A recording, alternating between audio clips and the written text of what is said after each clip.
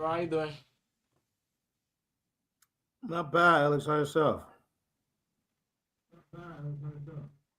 Yeah, I'm trying. How do you? Good.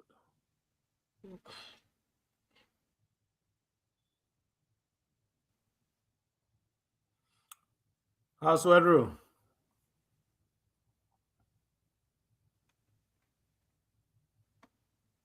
Can you hear me?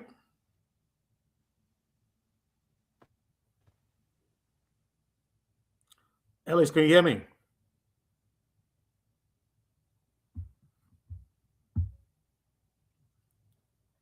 Yeah, I Yes. heard you. Okay. Alex couldn't hear me. I don't know. You can't hear me. I don't know what's going on. But what happened to the first segment of the show that can be on the radio? I didn't see the guys. Yeah, getting you. Go ahead. Um, I I getting you. just get here myself. I don't know whether Cooper was here. Was Cooper here today, Alex? No, no. Oh, okay. So So that's that all right. segment did not come on. Yeah, for today. Okay. We That's don't why have Alex, Mr. how a the report evening? or report yet. Okay. I'm doing Mr. Right. Everything. So we have a room reporting here, so Cuba did not come back here today.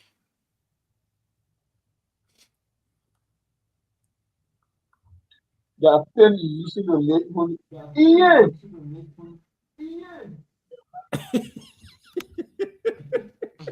Is that right? You want to mute? Yeah. Close that camera off because we see everything you're doing in the back there. There you go. Okay, we got Elijah Journalist. We got a General Elijah Neemland. We said joining us. Good evening, folks. Good evening to you. Good evening to you,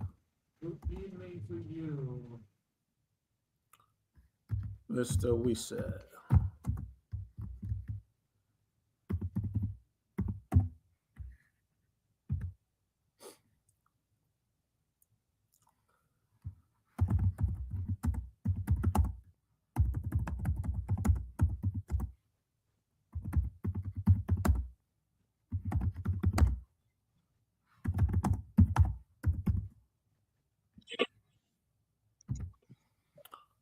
Alrighty.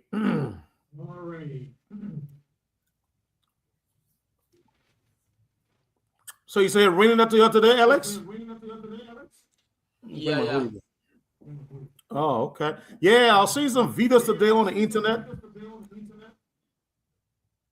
and it shows a lot of rain falling there in Morovia. Okay. It even rain where I am in Brookville. Heavily. Yeah. So have your rain season started,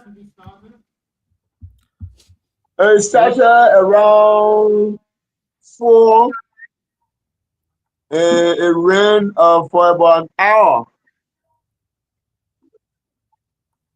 No, I mean the season. Has the season started?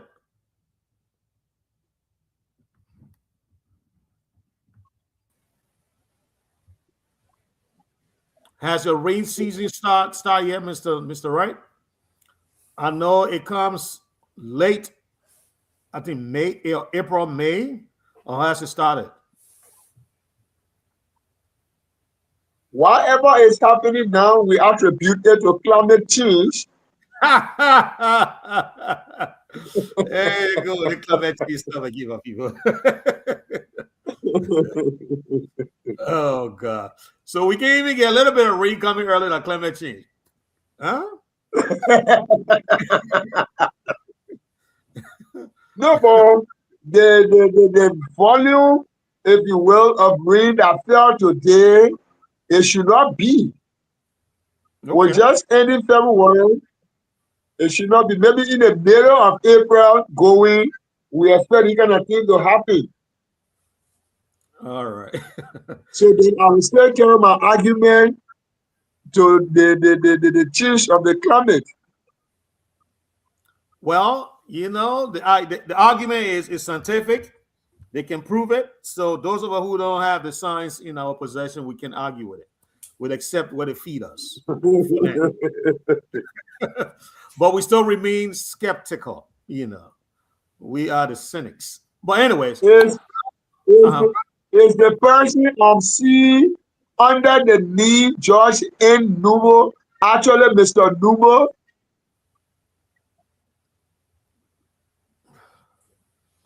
Well, I don't see. There's no George N. Numbo. There is George H. Numbo. If you ask me Forgive about, me for my bad eyes. okay, Please forgive me for sorry, my bad sorry. eyes. I get by eye too, but sometimes I put them down or put my separate eyes down, and I mean, or I don't know what is going on. I don't think it is the good way to start the show when the co-host is asking you if we are in the rainy season in Liberia. Okay, but what I got to do with anything? No. Let me learn. Let me learn. How can we start a show argument? Let me start a show. Then we can gain the order. Oh, well, I met some discussion. That's another way of starting, Archie. I want to jump in It's a that time. discussion. Don't run away, co-host. I mean, in February, co-host is assuming that the rainy season in Liberia has No. started. I'm not assuming. Like no. Okay, You because cannot of one say that. rainfall. Because of one rainfall. I asked a question. There was Okay, an inquiry. no. But then the question does not have a base. What Because you of mean? one rainfall. One rainfall in February. Oh my God. And then you feel that no the rainy season I has started. asked Alex and Okay, myself go were ahead. having a conversation. Okay. I asked Ellis, I said, Ellis, how's the weather? Ellis said, rain today. I said, oh, yes. Myself, I saw a lot of rain on the social media today in Monrovia. Then Okay. Mr. Wright came in and said, oh, yeah, even here in Brewerville, it rained heavily here today. So I said, huh? Then he said, we can attribute that to the climate change. You asked question before. No, he. Oh, yeah, said exactly. that. So I said, does that mean your rainy season have started? Mhm. And then he said, well, maybe you can attribute this to climate change. But were you picking him up? Do you know? I know you know when the rainy season in Liberia start. But Yes, why that's what I said to him. Why will you go and pick Amos D. Wright month so that tomorrow you will say, oh, Amos D. Wright said rainy season start. This day rainy season No, start. I don't, no. I don't do that. I really don't do that. I'm not going to say, People are so host. so I wasn't going to do that. It was just a small talk before you came in. And you grab the small talk on the tail end, and then you pick up. I have AI ears and AI eyes. Okay. Yeah. All right. That's a good way to start the day. But Mr. Wright, I hear from you today. What's going on in your area? I know we talk about the rain there, but what else going on your side? And why we Okay, so wait for there is this issue. go ahead. There is this issue. There is this issue that I've been following. The University of Liberia is putting out graduates. So I will call it the graduation season for the University of Liberia. Right. But the part of the graduation that caught my interest is what we call the valedictorian or the dukes of the law school. A girl was declared dukes of the law school. And then within 2-3 hours, activist Martin King colleague came out with a post that the university should withdraw the announcement of the Dukes of the law school because her position was fraudulent. The university either comes out to say the truth or he will bring the truth out with evidence.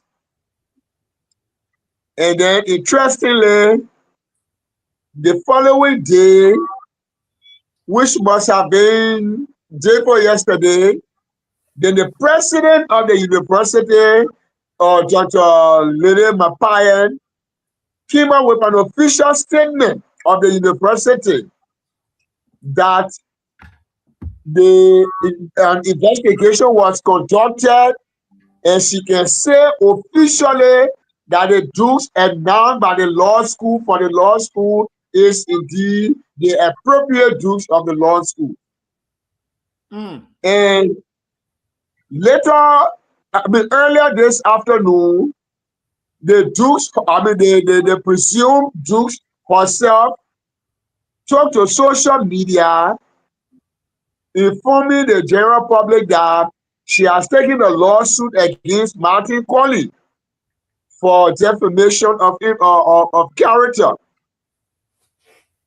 And then, before the show just started, the board of trustees of the university issued a statement suspending the announcement of the Dukes for the law school, saying, among other things, that the position of the president of the university was ill-informed. The president did not have detailed information, and she came up with that statement. That's what the board of trustees just said. I just posted it in the I beg to differ, and I sent it to you. So the statement just came up a few minutes ago. So it's a very interesting situation. And then while I was getting on, then I saw Martin calling now, telling the girl she will need to increase the lawsuit because she sued for $4 million United States dollar on defamation. And then Martin is telling her he stood by his position. She can go to the ECOWAS court. She can go to the International Criminal Court. So that is the issue. We can look at it together. Yeah. So what I'm going to do now? Did you say you put it in the chat room? I beg to differ. Yeah. Okay, Alex, can you I put it in our chat room, and I put it in your chat room with me too. Yeah. What I'm going to do now, Edith, I'm going to forward it to a beg to differ so you can pick it up and put it up on the screen. I just put it there, so please. The girl's position, and then the board of trustees position. Okay. All right. So that's the only thing that's on your plate right now, Mr. Wright? Oh, my plate. No, there are two other issues, but for now, that's what I want us to look at. Okay, great. Thank you. Mr. Nubo, welcome to the show. How are you doing, and what is on your plate for the night? I'm doing good. The Martin Colley issue and the Doccliati graduation, because the lady we're talking about. You mean Arthur Graham? Okay, Louis Arthur Graham. I'm going to Doccliati medical. Louis Arthur Graham. The lady is a president of, I think, human rights or student or legal student for ECOWAS country. The student have an organization. She is there. And I don't know if I told you that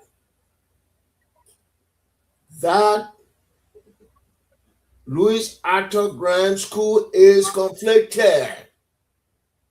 I think I said that when I said James Barney, Senator James Barney of Maryland County, got magna cum laude.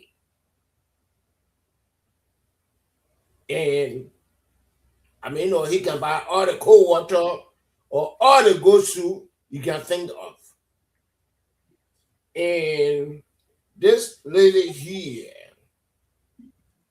is not Carly alone. There are people disputing whether the human rights grades she got under Tiawan Gonglo if she earned it. So the whole place is money. And the graduation is tomorrow for the law school. So they will not have a valedictorian. Absolutely correct. And maybe I just know can if 1, 2, 3, 4 of you here can pay my airfare, I can go there and be there valedictorian.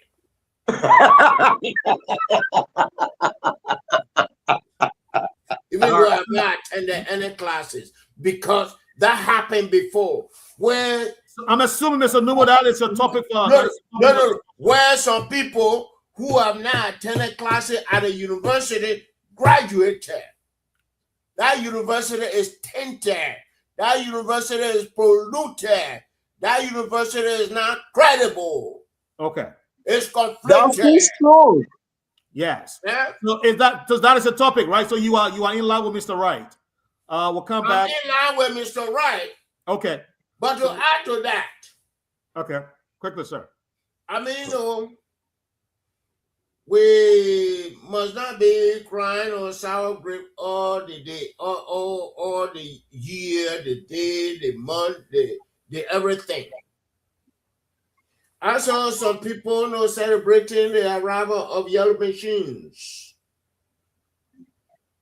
Okay. Today, at how do you call it? Red Light Market. I saw that today. I have the video. Okay. And there are other issues we are not. The cloud we are issue. We are not even touched on it. The cloud we are issue. We're hoping was Councilor. Okay. The cloud we are issue. We are not touched. We'll handle that and the prophet key issue is forbidding Apple for the show here. For that to differ. Okay, so I'll come back to you, Mr. Nubo. So those are the things I have on my plate. Thank you. Great. Okay. All right. No, you wanted to ask something? Who, me? Yes. I'm done. Okay, great. All right, good. So I think I'm in line with you. So Claudia dropped off. She says raining heavy and network is fluctuating. Okay, Actually, rain season already started in Monrovia. No, that one Claudia. Okay. So Claudia, are you okay now to talk? Claudia. Okay. So I don't think so. Yeah. I am with you guys on this. So let's begin this conversation. Now we can spend at least 30 minutes on this and then move on to another topic. I mean, at this point, I don't have any specific topic on here. So I'm going to be coming to you guys to introduce a topic. So, Mr. Wright, are you there or are you a little busy in the back there? I'm here. Okay. So I know Mr. Nuba went into a little bit of detail about, what is happening at the university, but because you introduced a topic, I need you to begin the conversation around it. What is it you want us to talk about? I know you mentioned Martin Colley and the lady and the president. What is happening at the University of Liberia? Talk to us. Okay, so the picture, the general picture it gives me will make me to say, let's say, or if you like, to borrow the words of Mr. Numbo, that the academic cycle of the university is troubled. Okay. The law school, in my view, is that part of the university that I respect highly. And I wouldn't imagine that a situation of academic fraud will happen at the law school. That hasn't been any imagination to me. Okay. Yeah. So before we go any further, Alex, do you have that? Do you have that post? Can you put it up so we can read it from the board of trustees of the University of Liberia? Why? Okay. Put it there. Yeah. So we're going to put it up and read it, and then we'll have you come after that. Ooh. All right, Alex, you want to reduce the font a little bit? Okay. So I think we can read from here. All right, we can read it, Alex. So, statement from the Board of Trustees, Monrovia, Liberia, February 25th, 2026. In light of the complaint filed by several graduating students and the additional information that has come to the knowledge of the UL administration and Board of Trustees, the board has recommended to the university administration to enable the issue of announcing a law school dukes of the 2025 graduating class until an investigation commission has been completed. The board acknowledges the statement issued by the president of the University of Liberia was based on information available to her at the time. The president did not have the benefit of the additional information now available to her and to the Board of Trustees. In view, therefore, the Board of Trustees has prevailed on the UL administration to table the matter of announcing a dukes for the law school during the graduation until a clear determination is made after the board commission investigation is concluded. The board believes that the issue of a dukes of the law school can be confirmed after the graduation, and such will have no material impact on the graduation. The board, therefore, wishes all graduates well and reminds them to remain law-abiding during these graduation ceremonies. The board further informs the general public that the university places premium on the integrity of the academic process and will take all necessary steps to ensure no one is denied of a legitimate recognition or giving a recognition that is undeserving. All parties are asked to remain calm. Thank you, Alex. You can take it down.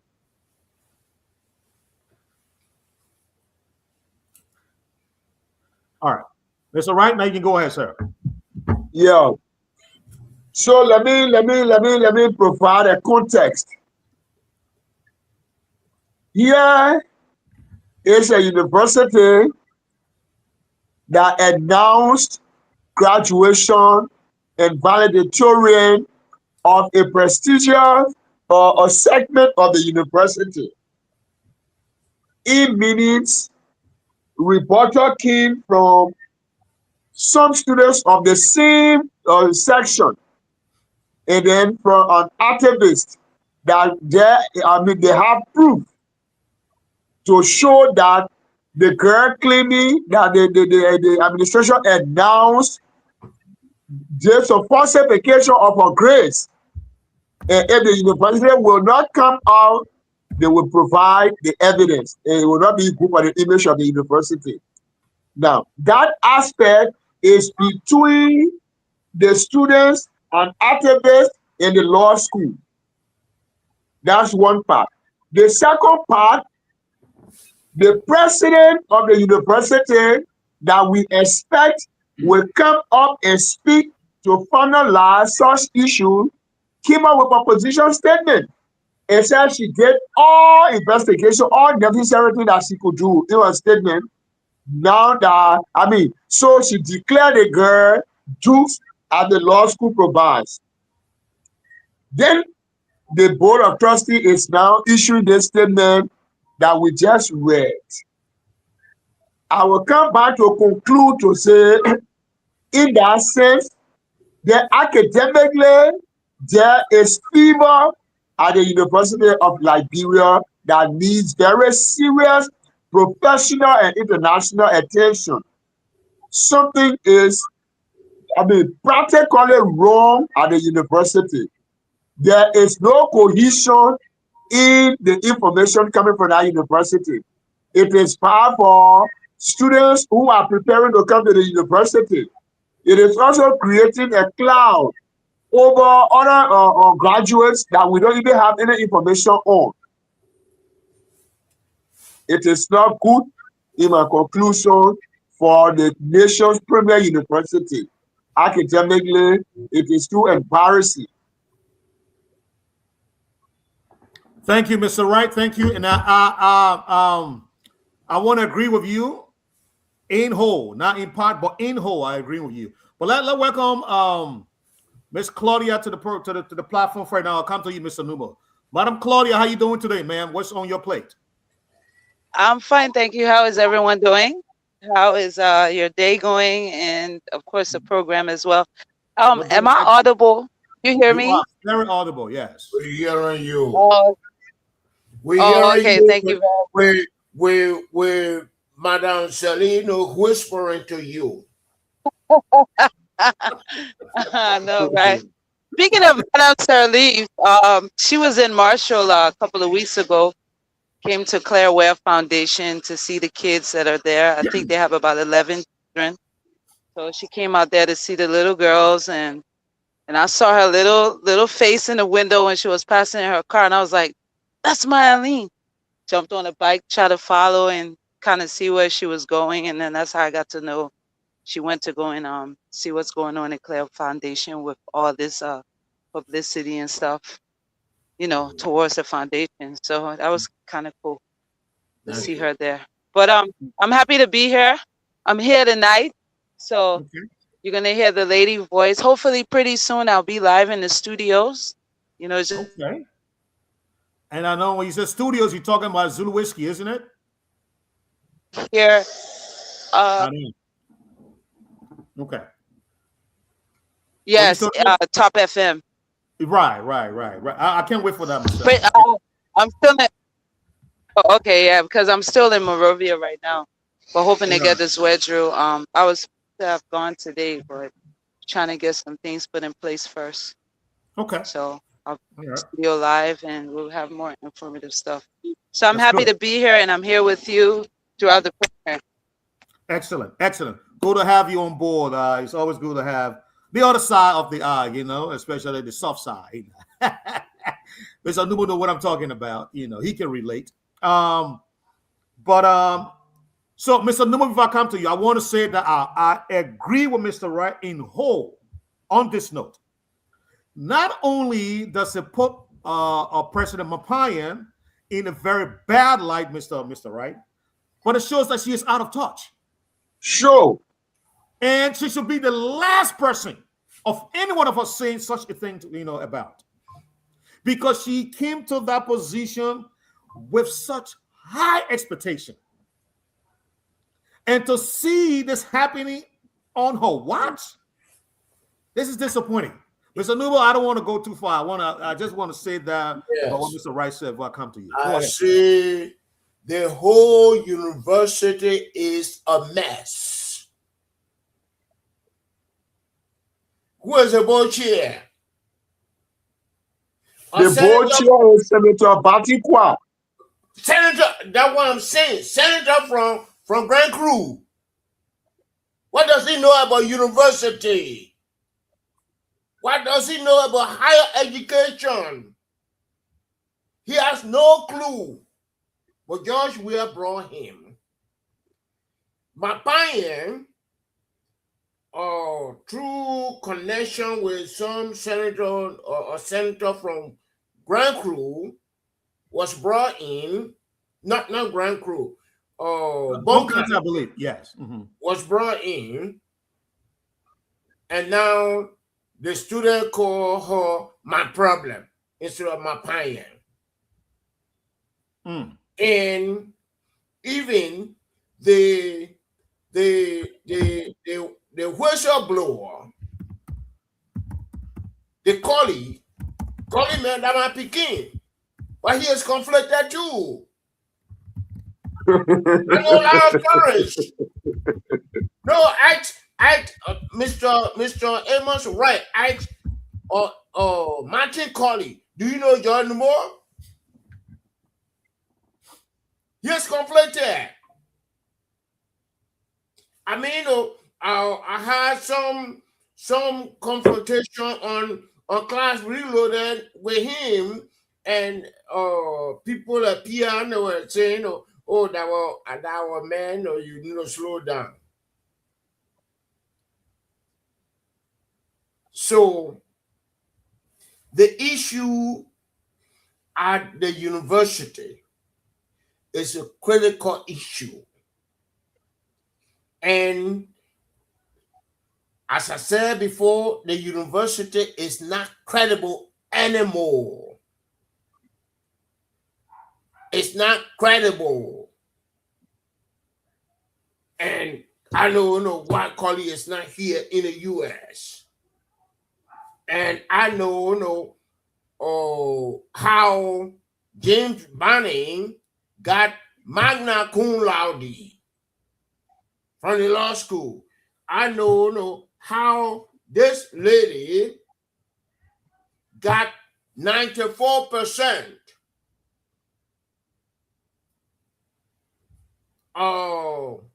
from one of the major actors professors in the law school. So no, but we should not go, because this has become a legal issue now. Well, yes, Mr. Nubo. Yes, my question here. How did Martin Colley get the information he got without the president of the university not being aware of that information and went public with what she went public with? Okay. And now there's kind of big embarrassment. Okay. What is the missing link here that we don't know about? Okay. Some of the information can be faulty. I told Colley before. Colley was arguing about a vice president at Methodist University, UMU. But Colley, about a degree now, they may have theology degree. And the president of the University of Liberia, Zawlo Nelson, had the same degree. And when we appointed Zawlo, Martin was the first student leader to congratulate him. But he was questioning that this university is a state university. But he was questioning the degree, the same degree of somebody, who was VP at the United Methodist University. So, all these people, that's why my head getting big, because I'm getting all kind of problems. All of you are conflicted. Okay. Including that Martin Colley. Right. We'll come back to you. So I wanted to attempt that question that you asked about how Martin gets his information. Okay, yeah, go ahead. And then the president of Liberia is found wanting. And somebody who is outside the organization will get such valuable information, and she's missing action and giving something totally outside of what is actually obtaining at the university. But go ahead. Sure. So, Mr. Wright, Martin, there are, in fact, Liberia, with certain things that are happening that I know about, there's so much deception. A paper, a classified paper will be leaving the desk of one minister on the way to another minister, and in no time, that particular document will be on the social media. Mm. That kind of deception, that one is characterized, that one has characterized Liberia. So the point I want to make is that Martin has people who like what he's doing, challenging people's integrity, wanting to bring people down. So there are instructors, there are professors, there are students who are feeding him with information. People went to the portal, people went to the instructors, and people took grace, actual grace, and sent them to him because they know he will bring the case out. And then they remain underground. So he's like a kind of guy who has you. That's intelligence gathering. He does intelligence gathering.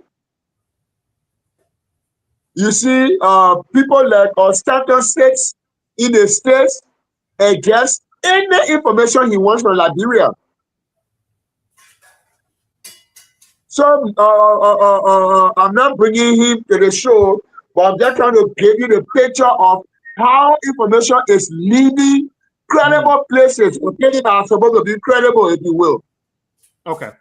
Yeah. Claudia, let have your take on this. If that is the case, Mr. Right now, that's actually troubling indeed. But Claudia, let have your take on this topic, please. Yes, when it comes to Martin Coley, he's someone that's kind of prominent when it comes to information gathering. He has a lot of sources. He has a lot of people that work in various institutions that can give him not just evidence of what's going on, especially when it relates to human rights violations, but he also has like video proof and visual proof and stuff like that. But the University of Liberia is a very large institution, and it's divided in a way where there's an institution under an institution under an institution. You know what I mean? Of course, controlled by finances and so forth. So if someone comes out to say that there's some discrepancies within the institution, you're not just going to say it. There's got to be some level of proof. And Mr. Nubo is saying a lot about what Martin Coley is putting out as evidence or as allegations. Maybe Mr. Nubo, you need to get Martin Coley on the show. Let him be able to elaborate where he's getting his sources from. I don't want to talk too much about what's right and what's going wrong in there. I believe in physical evidence. I believe in me going on the scene, seeing it for myself, understanding that, hey, this is going on. And then I say, yeah, it's going on. Because sometimes one individual can come in a lawmaker's office and say, oh my God, so-and-so is happening. And that one person can set the agenda and make everyone to believe that it's true. So not everything that you hear is true. But Claudia, here's my point, though. Here's my point. So the contention came about. Who is actually the Dukes and who is not the Dukes? The president came out to squash that contention. To say, hey, I'm the president, I'm speaking. The information that was put out there is the actual information. That is the president reassuring the general public that she is in control. She knows what is going on, and she has all the evidence available to her. Okay. That is my point here. How come she didn't get the information that Martin Coley got? And she came out with something totally different. Claudia. Yeah, then you have to look at it where this is Africa. Okay, if the information that both of them have is totally different, the other person says they have this information is accurate, this and that, then you have to look at the bottom of it. You got to understand why all of a sudden now it's coming out this way. Why all of a sudden now they want to come ahead of her and say, hey, the Duke, I have this information. Prove to me is this information. There's something that's kind of elevating Martin Coley to want to expose it now. Why he didn't expose it yesterday or an hour ago? Maybe she wanted to have come out with her own information. I mean, it just sounds a bit rushed. That's all I'm saying. Yes, you see, now you said the word that So, I didn't want to. She should have done her due diligence as the president of the institution. Because when she speaks, no one should come after her to either disagree, but to at least compliment what she has said. That would be something good to do.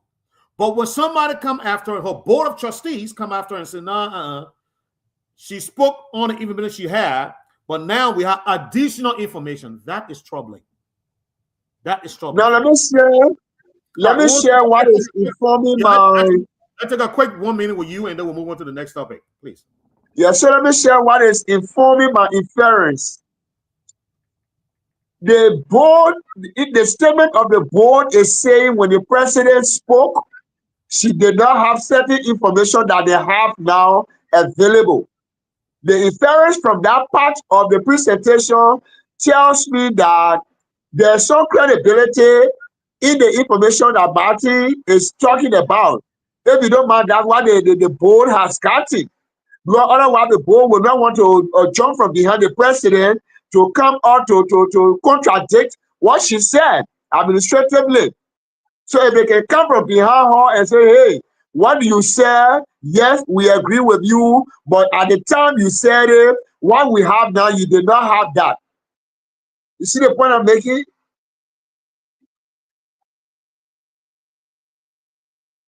Yeah. Okay, I'm talking with Councillor Jensen, so he coming on the show, so I just want to make sure. All right, Councillor, was you. All right. So yes, and okay, maybe that's an off ramp for her. That's a path where she can get away with what happened. Okay, at the time I didn't have the additional information, but now I do. But I want to go back to what Claudia said. It might affect her professionally. Yes. Yes. If the case comes out to be the information from outside is truer than what she provided, it will cost her job. I don't think it amount to that, but I think it will really injure her academic and a managerial credibility going forward. Soup is fighting her already. You will understand from that angle too. Soup is already fighting her, so exactly. That will be a bullet point for Soup. True. Exactly. Soup is already looking for something to come at her. Yeah. So they're going to use that. They're going to use that, and which is not good. Which is definitely not good. So, thank you, Abigail. Yeah, the counselor is on his way into the studio. So okay. I don't want us to introduce another topic since he's coming on. No. I have not weighed in heavily on this issue here. Okay, weigh in until he comes. Let's keep on the topic until the counselor comes. Go ahead, sir. You see, there are some issues here with the Louis Arthur Graham's School of Law.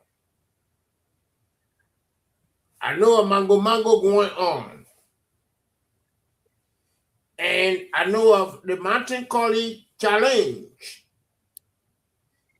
And the main ingredients in Martin College Challenge, as I'm told now, is that this lady repeated a course. Who's the lady? They supported Dukes? Yes. Okay. If you are valedictorian or you don't supposed to put or repeat a course. And that's what I'm hearing now. I don't know if Mr. Wright, Mr. Amos Wright is hearing it. I don't know if that is the reason or why the veteran Smith is not here. And yeah, because he shy away from hot issues. And I'm surprised the co-host is here because he shy away from hot issue too. I'm happy that Alex Wulu is here. The Giselle Fanocon. The Giselle Fanocon on the whole show here. Alex can put it in your face as you see it.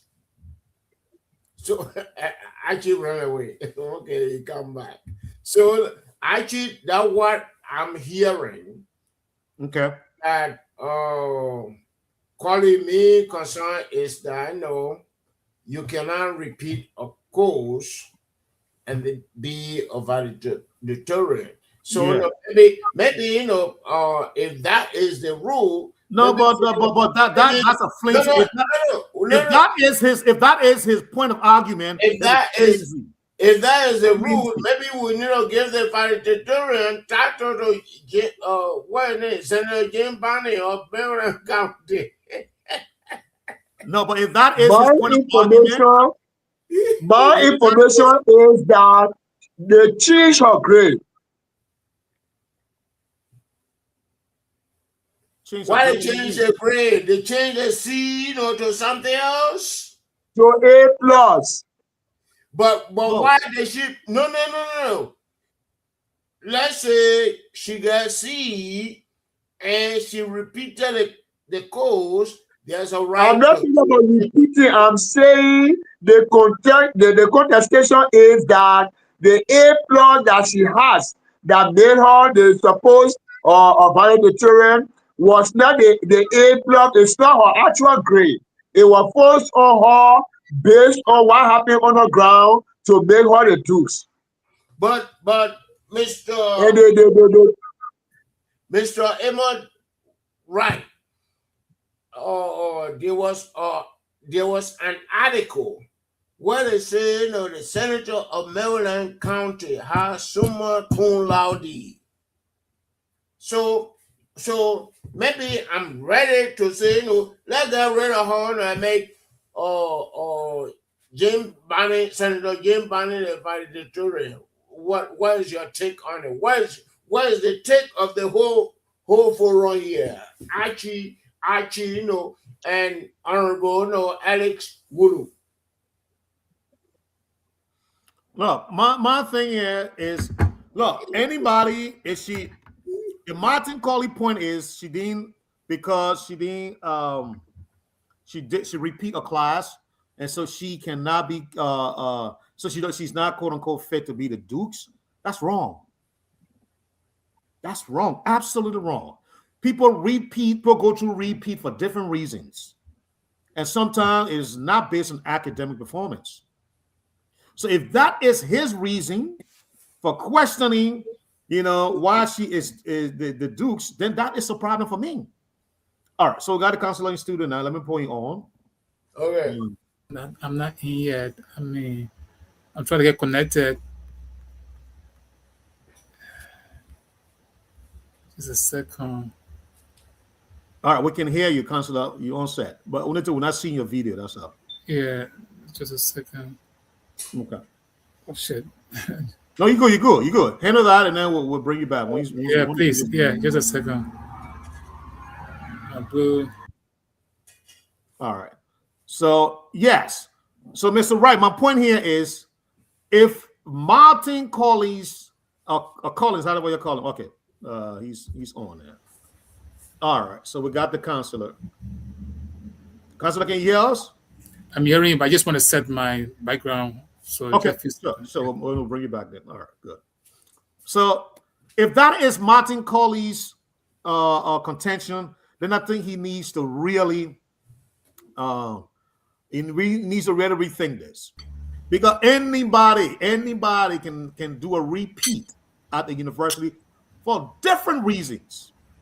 It does not always mean that they're academically challenged. It's not so. No, you don't. It's not always the case.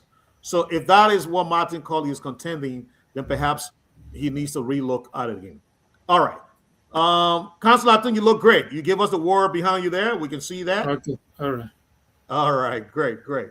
Um, Let me bring your buddy back on set. Mr. Nubo, I see you still mooching in the back, so we'll put you in the back. Great. But Councilor James Jensen. Anthony James Jensen.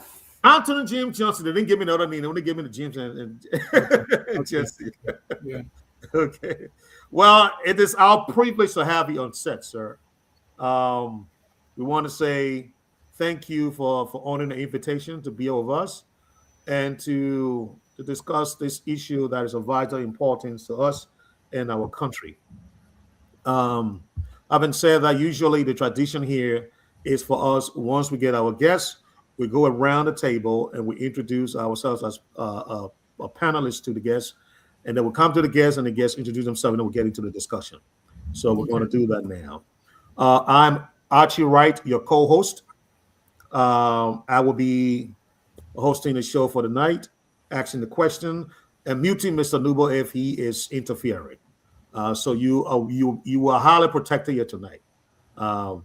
But anyways, I will now go to the next panelist, Mr. Amos Wright, introduce himself to you, and then we'll go to Mr. Nubo to do his. Mr. Wright? Thank you so much, Mr. Wright. Councilor Johnson, Jensen. first of all, you are most welcome and my respect and honor. Thank you. My name is Amos D. Wright. I'm here in Monrovia, Liberia. I come from the CSO background, and I also have a little background from the academia. Very many great years of teaching, and I have the expectation that sharing the platform with you this evening is an opportunity and blessing that I will learn, and we can all learn together. Thank you so much. Once again, you're welcome. Thank you. Thank you, Mr. Wright. Mr. Nubo? Yes. James, Yeah. you're welcome. Thank you. I mean, I've been trying to get you on the show here. At the get good of the Prophet Key issue, you issue a paper that I admire. And you and myself, we are not strangers. We are the GACCians.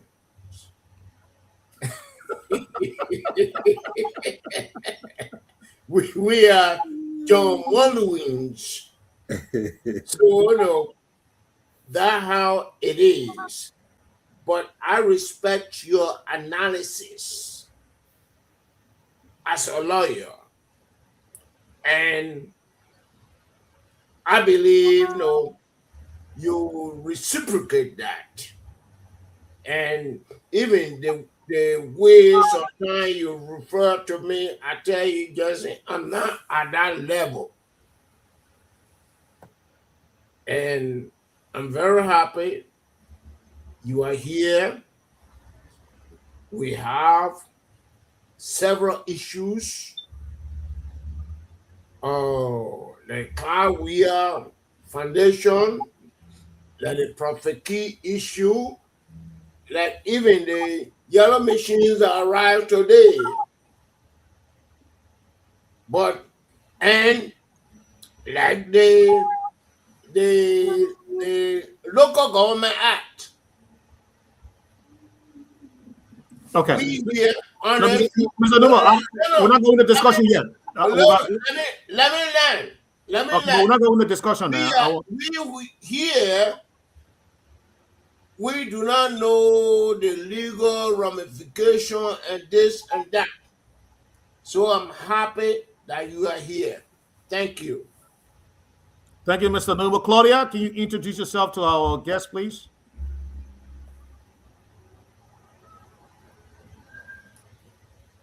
Claudia. I think he's muted. No. Actually, I'm here. Sorry about that. I was trying to unmute my mic. All right. Hi, I'm Claudia Smith. I am a freelance reporter here in Liberia. I'm on ground here and have been freelancing for, let's say, since 2011. And I'm happy to have you on the program as well. And I'm really excited to have you here because I think we're going to learn a lot tonight as it relates to the law part of things.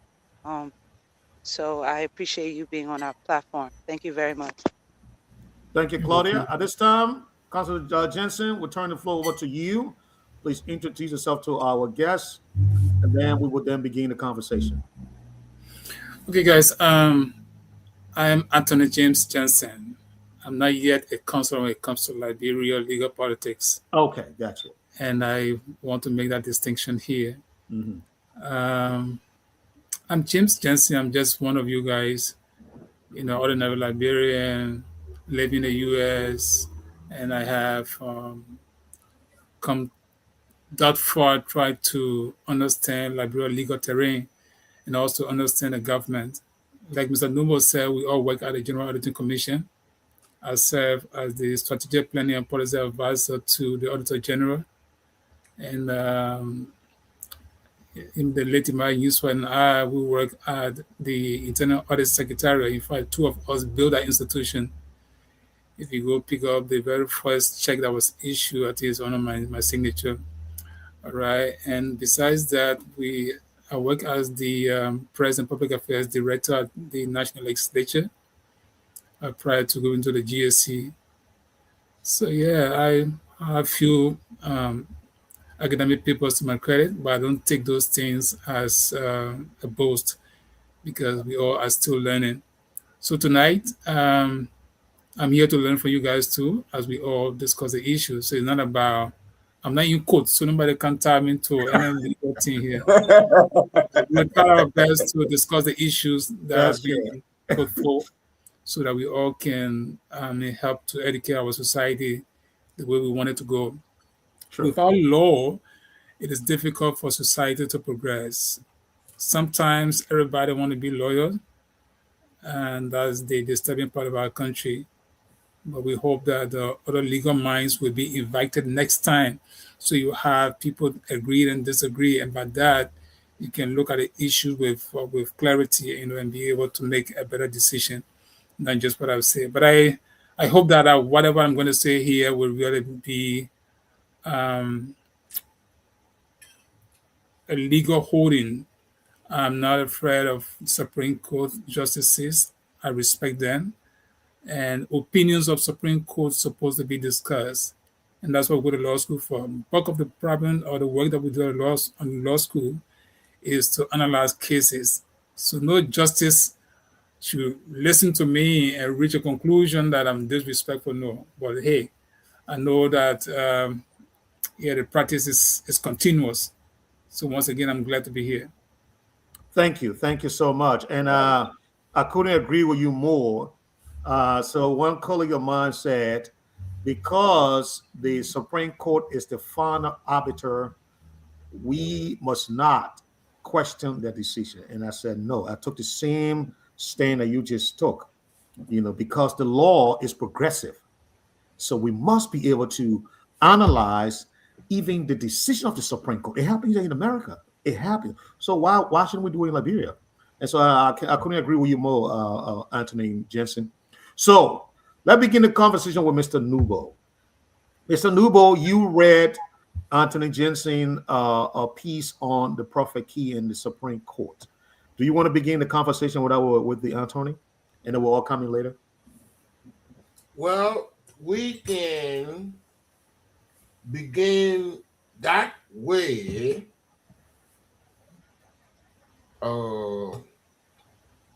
And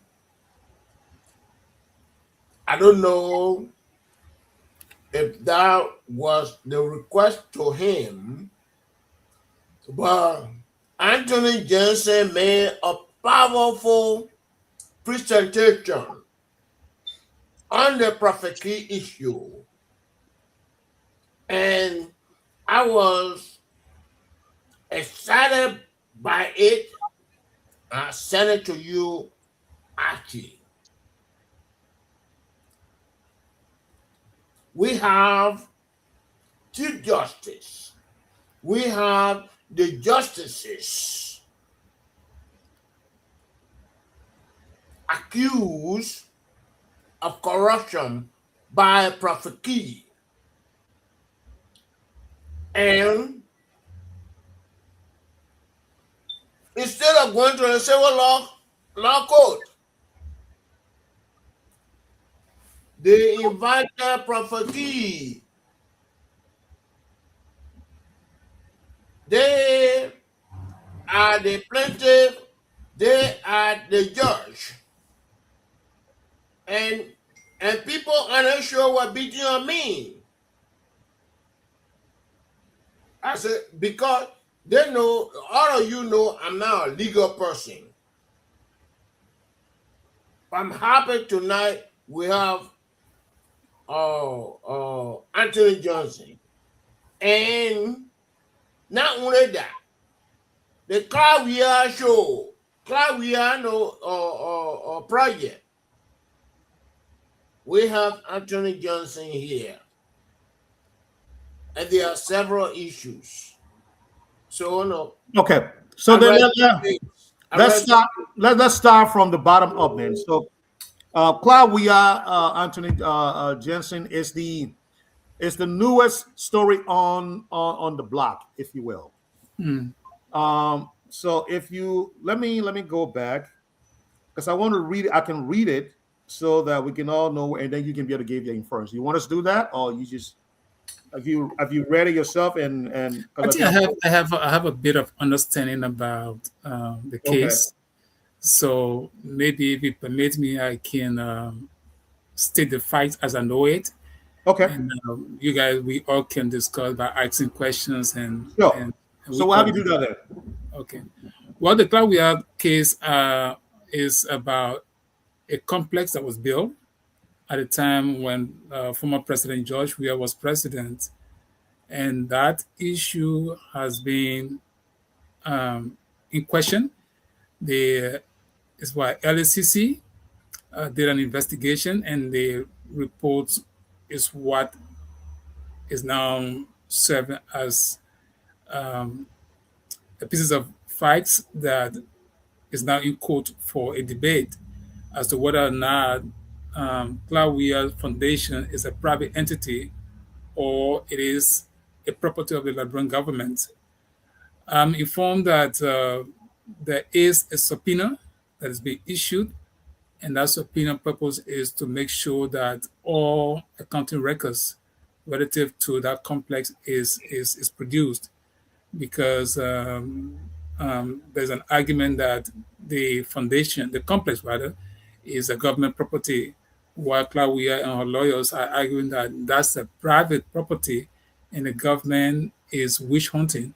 And because of that, that's where the case is. I think they have taken an appeal. It's an appeal to an exception, rather. A motion has been filed to the Honorable Supreme Court against the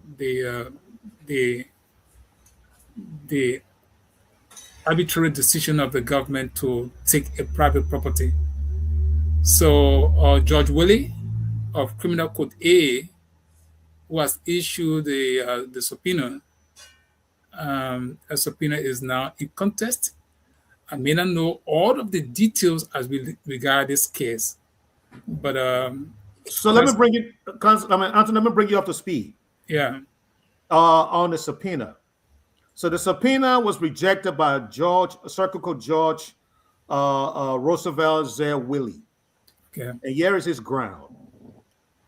He said that no institution is exempt from lawful scrutiny, and that the compliance with investigative processes is a requirement under the Liberian law.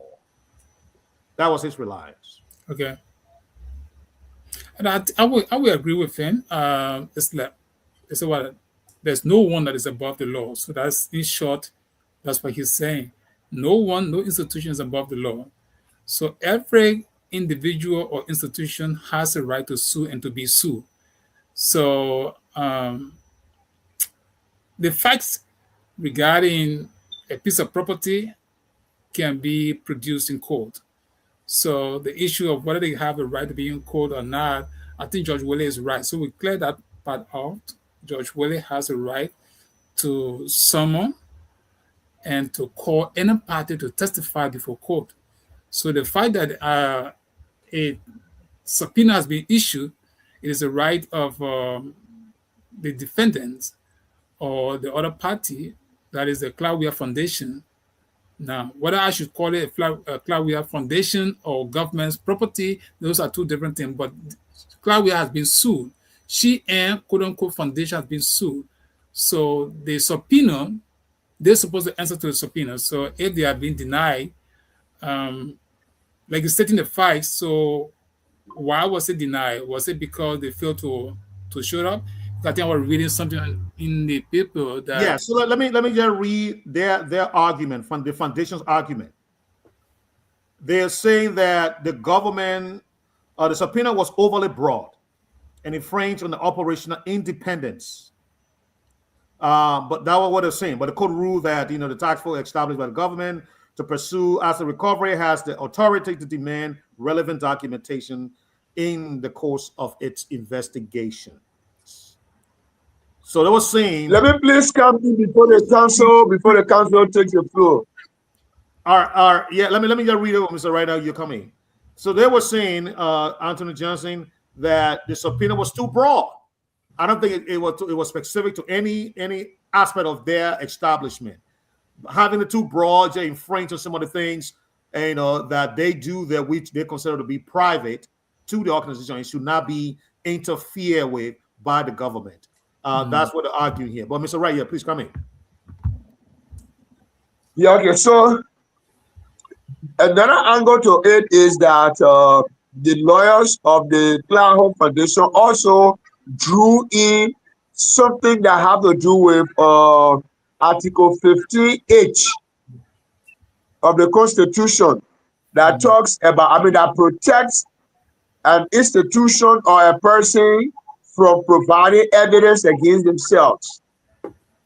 So asking Clawia Foundation to bring documents that supported the establishment, that make the establishment to come to be, is like somebody sue you and they have to bring their evidence against you, but they don't have the evidence to bring against you, and they are saying, okay, you bring the evidence against yourself so that we can catch you with it. If I can put that in simple English. Well, Mr. Amos D. Wright.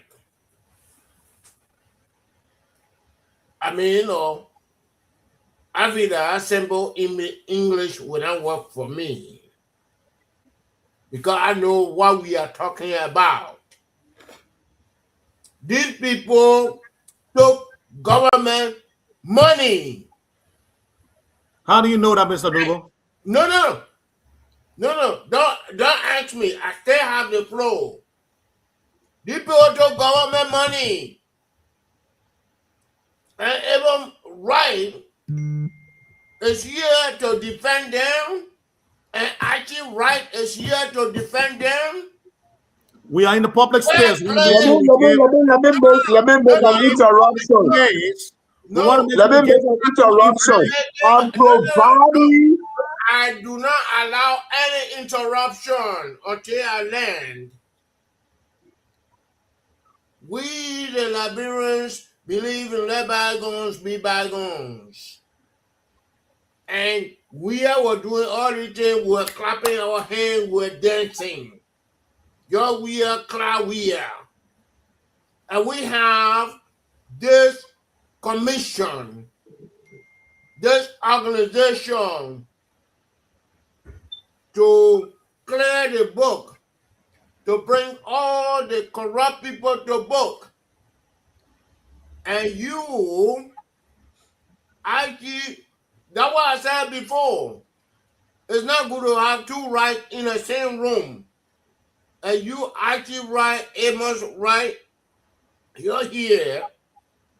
I mean, trying to, pollute the intervention of our analysts, of our panelists here. I don't appreciate that, and I resent that. I rest my case. Okay, Counselor, Anthony, let me hear you. The first thing is, I think this kind of a forum is better for everybody to be heard, and that's what we call it social media engagement. The issue here, but I was trying to look at Article 15.8 that was cited, but 15H. H, right? 15H, 15E. Sorry, let me see. Okay, but I'll come back to that. So the subpoena has been ruled against the Clark Weir Foundation, and the foundation has taken an appeal before the Supreme Court.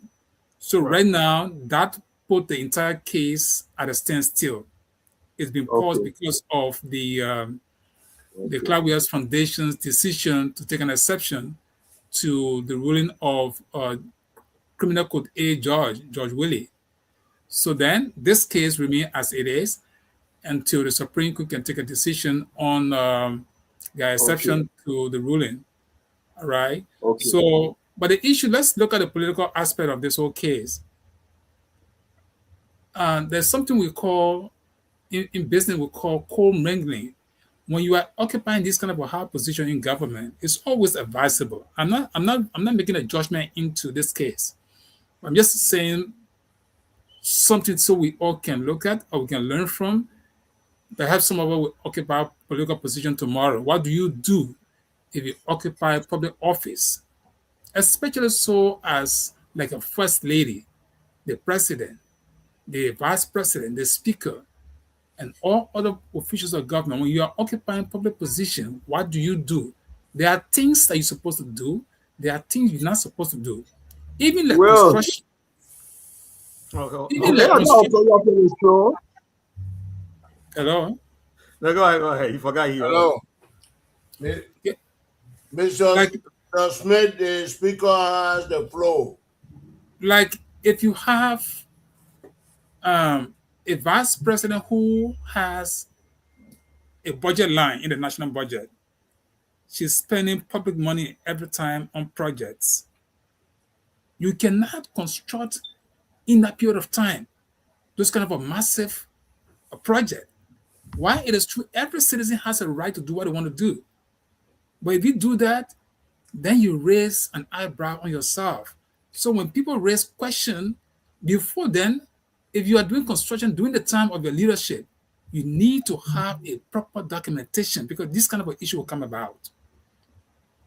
Now, I believe if the foundation is independent, it's a private entity, they should have all records to prove beyond all reasonable doubt that government money is not in that project.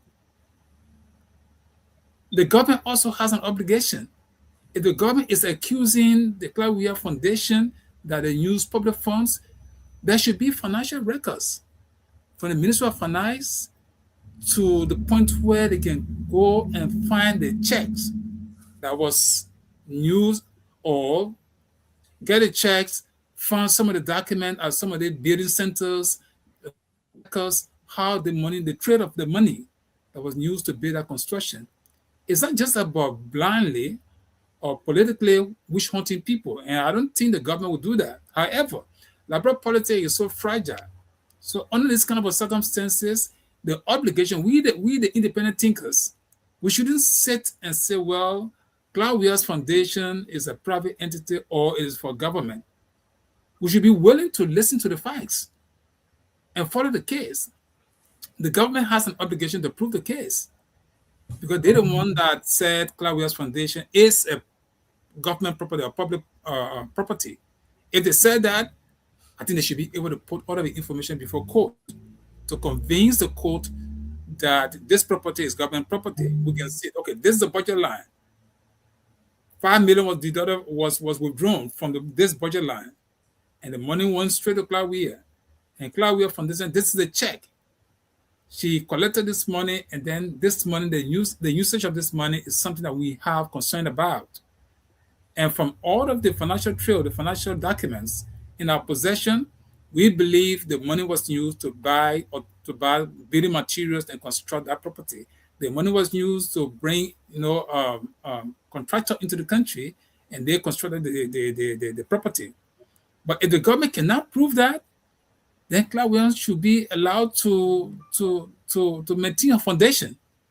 Yes. In the same vein, Claudia has the obligation, like she being a subpoena. Subpoena to Citicom is to allow her to produce all records, all financial records pertaining to the construction of that property. If she cannot produce it, then of course so the argument shouldn't be, oh, they are infringing on our private right. You don't have private right in that sense. The Claudia Foundation, she was occupying public position. She was the first lady of the Republic of Liberia.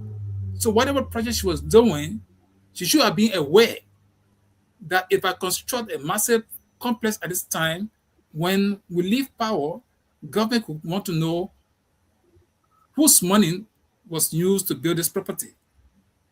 All right, and not just Claudia alone. We look at all of them that have occupied public position. If they have any property that is somewhere, the government has a concern, the government legitimately and without wish hunting anybody can go after anyone to prove whether or not the property they have is for government or government money is in it or is that private money. Now, this is the point. Claudia has a salary. Joia had a salary. Madam Salih had a salary. Brocker had a salary. So even Brocker, who is now president, if Brocker will construct any massive project, just by the face, you think his salary, you can just send a calculator in 12 months, this is what President Brocker is supposed to earn. And in about 6 years, we can sit and calculate and know how much Brocker earned during his 6-year term. Same goes for George Weah. Same goes for Madam Salih. If Liberia is on it, now this is something I want to say. I hope the government is not going to go after Claudia. Because even the national budget, there are some former officials who should be, they should have built companies or businesses to employ Liberians to spend over 12 years in government and still milking from the national budget. Those are the issues I think government should be going after. Any government official who has been in government for over decades or even just 6 years and you got out of power, there should be no budget line in the national budget that will authorize someone to be withdrawing money on any condition. Whether you're running a foundation, whether you're running a business, that should not be the way. Liberia has struggled for too long. And this kind of a corruption, you can't just go after Claudia. It must be a broad base. The government needed to say, well, this is what we're going after. This is our roadmap for fighting corruption. And not just Claudia. And I really hope sincerely that they are not going after Claudia to witch hunter. Now, I'm not speaking like sedition. Let me be clear with what bigger people soon say, oh, he's speaking for the CDC. I'm not a sedition. I'm not a UP partisan. But truth be told, all of these officials of government should be audited. Every one of them. George Weah should have audited Madam Salih's entire government. He didn't do that. So if Brocker has decided to audit George Weah, Brocker is in the right place to do that.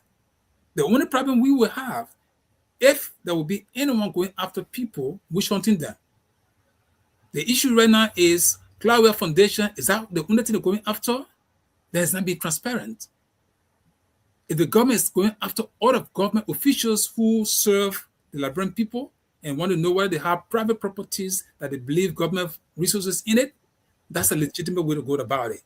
And not just the George Weah. You want to go after former officials, go down the line. Start from George Weah, go clear down. George Weah, Madam Salih, all of those people who served a big position before, go after them. If they have property, ask questions. But you can't go after one group of person. Okay. That's the concern. Even when they do that, then of course when the Brocker himself is leaving, another group that come, then of course they audit the Brocker administration. By doing so, you'd probably be setting Liberia on a better pace, that people can see and say, well, at least we're doing something. Okay. Liberia is now progressing, and we all just pretending around here. So these kind of discussions are good for all of us to have our voices heard so that people can start thinking. It's not about you don't come on these shows to come to support someone blindly and don't want someone else's character. We have no idea whether Claudia stole money, and we have no idea whether government is legitimately going after Claudia. The only idea we have is the LCC has said they did an investigation, and the investigation found that the property is public property, and they want to prove that in court, which is a good process. So we, the independent team or the free thinkers, we are hoping that this case will go without hindrance, without political interference, to make sure that the justice that we all seeking for prevail in this case. Okay. Thank you, Anthony Jensen. Alex, are you there? Hopefully you're there tonight, because last night again you let us down. You didn't come out here. Alex is muted. Alex not around. Yeah, we want to go to the line and take a few calls, and then we'll come back.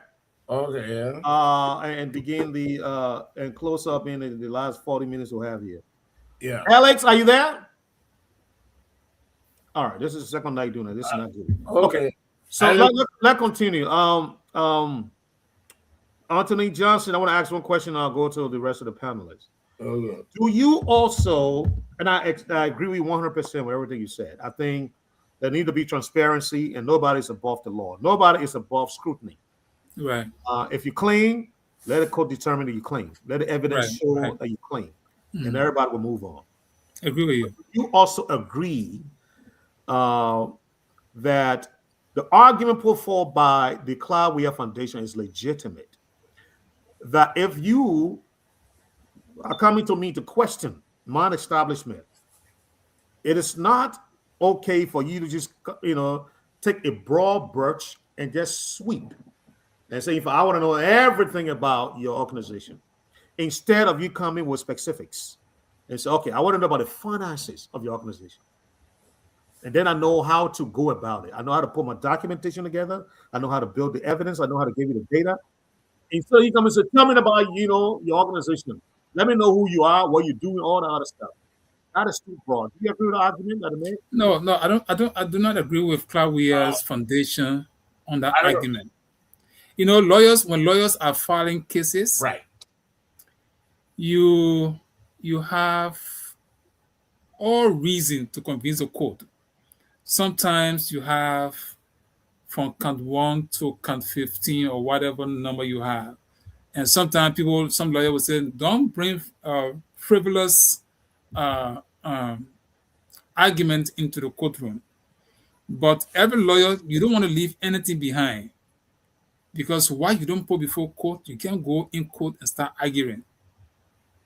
So if they went after the Claudia's Foundation to submit all legitimate documents, let's just say they were so broad and say bring all documents. Who determines what is broad? Is it the Claudia Foundation that is supposed to go to court? Is it the government that should be determining that?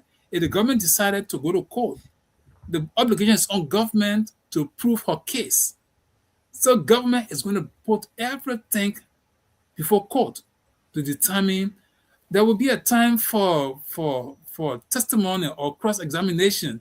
You can decide to say, what, there's other evidence that doesn't work, shouldn't be put on the docket, and the judge will listen to your argument.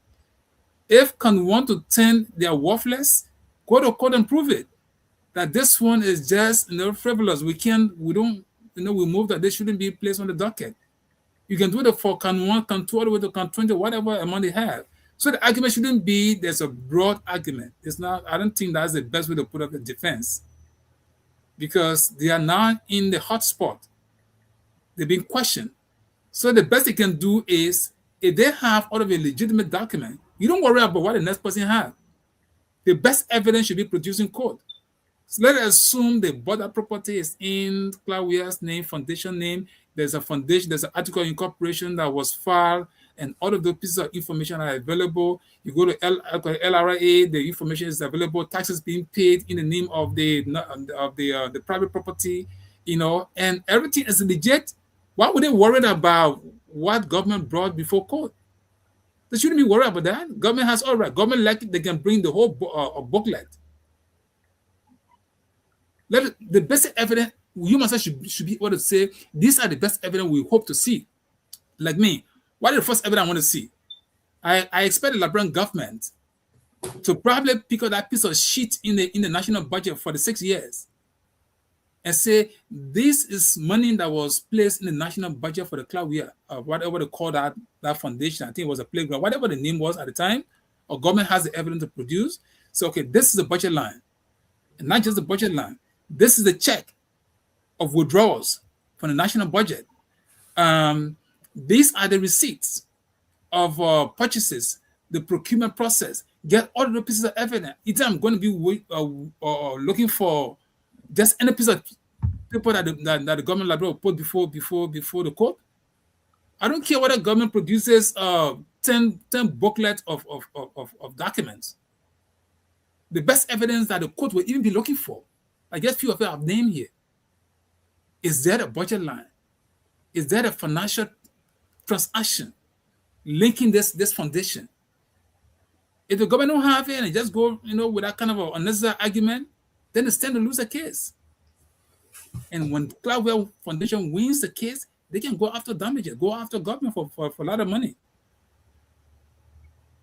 But to say, oh, there's too much, the case is too broad and all this, I don't think that's a lazy argument in my view. Okay, great. Mr. Nubi, you had a question just for Anthony Jensen? No, I don't have question. I have input. I mean, what he said is excellent. And these are some of the things I've been saying here. And I know some people here have ears to listen, and they do not listen to me. They have eyes to see, and they are not seeing. And I'm very glad that I have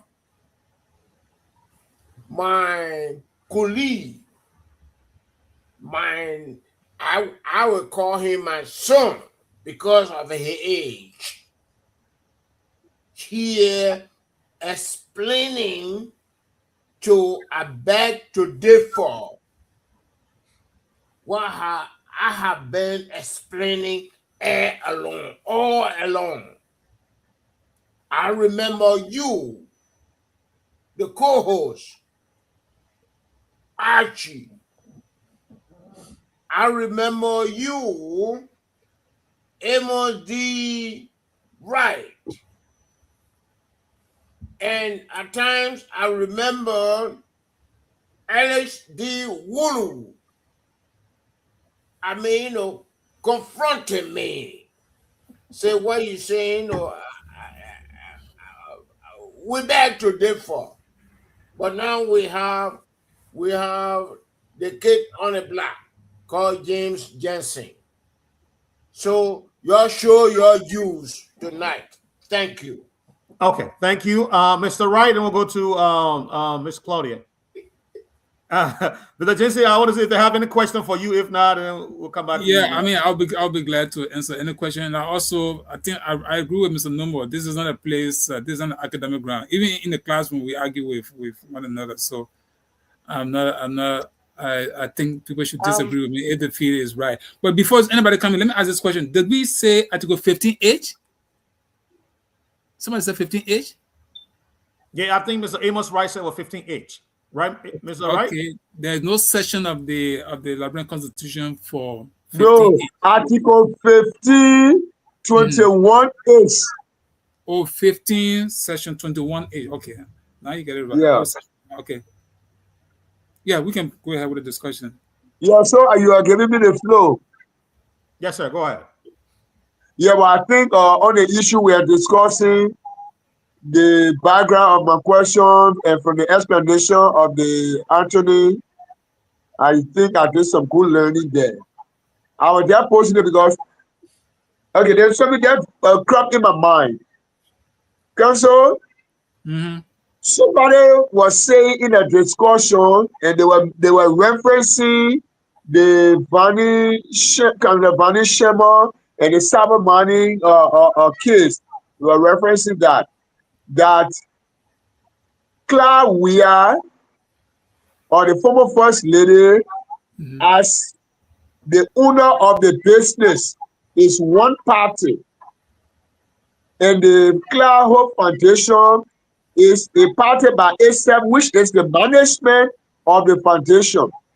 So the argument our lawyer was raising was that when the issue of the case of Bani Shema came with the cyber money, the bank that the money was deposited in, Mm-hmm. the bank was made to come to produce documents.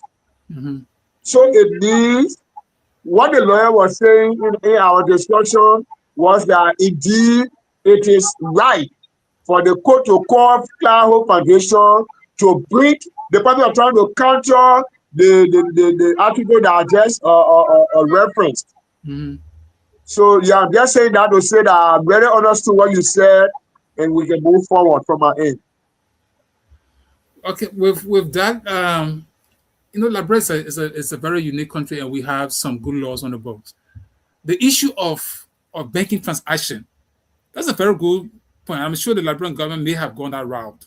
All right. Every business entity, you must have an article of incorporation, that right that is given you. And in that article of incorporation, there are officials who should be leaders of that organization, the onset, the incorporators. Yeah. All right.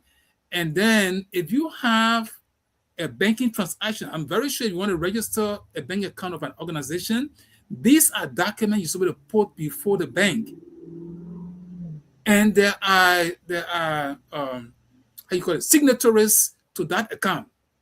So those signatories, if for any reason those were government officials, that will also raise a red flag. If the signatories are individuals who for some reason are having some financial link with the institution, that will also be an issue. Now you go into the transaction itself. Who were those who were depositing money in that foundation's account? So if the client was not thinking that there would have been a case, imagine that. Let's assume, let me just think a little bit dirty, right? Lawyers, they say, let's think a little dirty and be able to dig out some issue. Why if they went in that account and saw someone depositing money in that account? Why if they went in there and saw all of CDC officials depositing money in that account when they were officials of government? What would happen?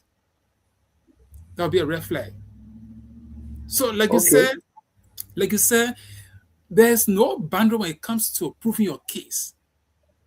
The only thing you can do, like you don't go into people's private property or private life to dig out things. But if there's the commingling of funds, even let us assume that Cloudware Foundation is a private property, and then they put government money in there, then there's a huge issue that they will have to distinguish and why they did it.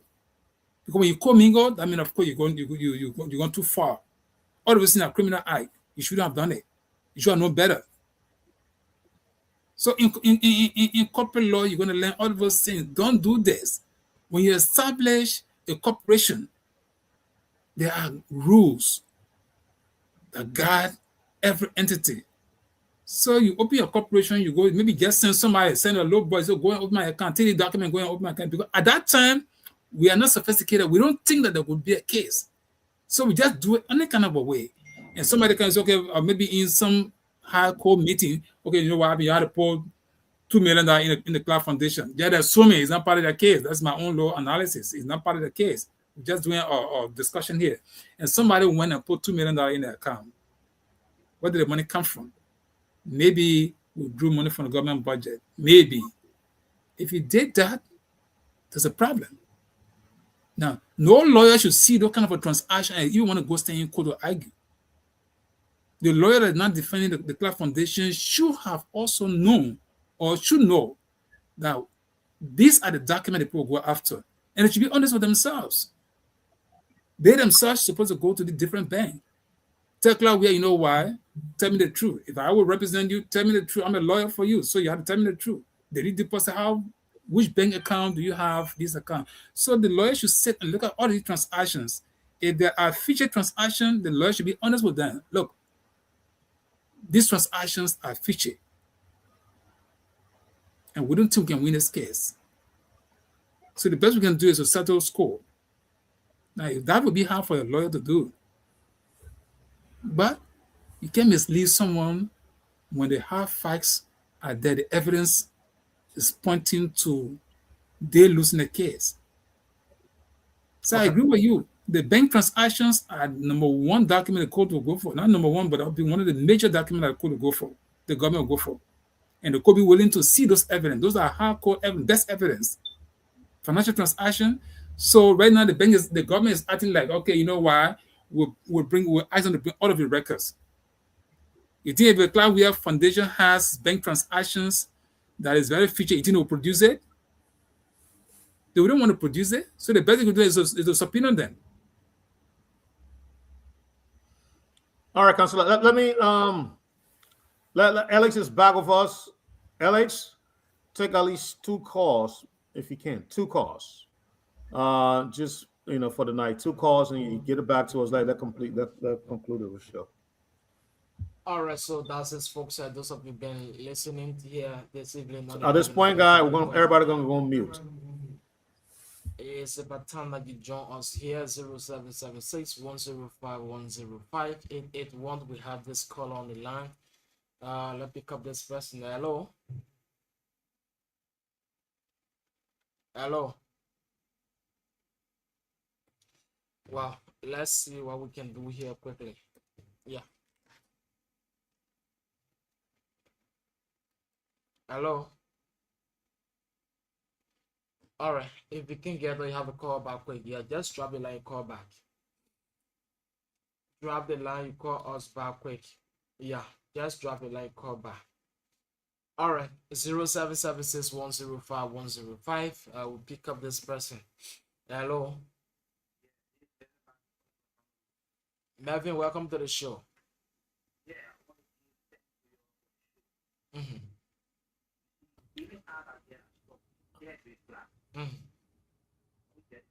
I'm getting you alive. Well, he's not loud. Can he go? Can he go up? As you guys getting in? He's too low. Yeah, Melvin, go ahead. Just have to be all the way a bit so the panel can be able to get you clear. Mm-hmm. I will not have property that I won't have document for. Okay. Yeah, because if I have document for property, I won't worry. Yeah. So, for what you're saying, really, I'm showing you show. All right. People have to prove the document. Mm-hmm. Even if they say they have law that can defend you, that if you don't have document for property, that law is very plain to me. Yes. So thank you for the show. And thank the panelists. All right. Thank you so much for following. 0776 105 105 881 143504. 0776 105 105 881 143504. And let's hear this event on the program I beg to be for 0776 105 105 881 143504. We pick up one more course and then we go back to the panelists here this evening. 0776 105 105 881 143504. Let's get in with a cattle quickly here. The retired captain, welcome.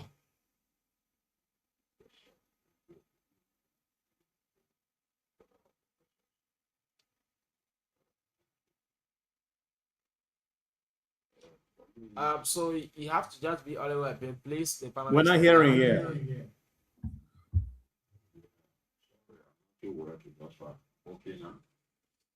Yeah, for me it's okay. Yeah. Okay. Yeah, but I didn't get anything. Yeah, they are getting you. Okay. Yes, we are hearing him. All right, thank you. Thank you. This is a special one to Mr. George Lobo. We may see some days. Whoever is coming will be every day. All right. For me, with this kind of disturbing information that is coming up in our country, it's so much disturbing to the extent that if I was the president of that or of this university, I would suspend the entire board. I would suspend the entire board and conduct an massive investigation.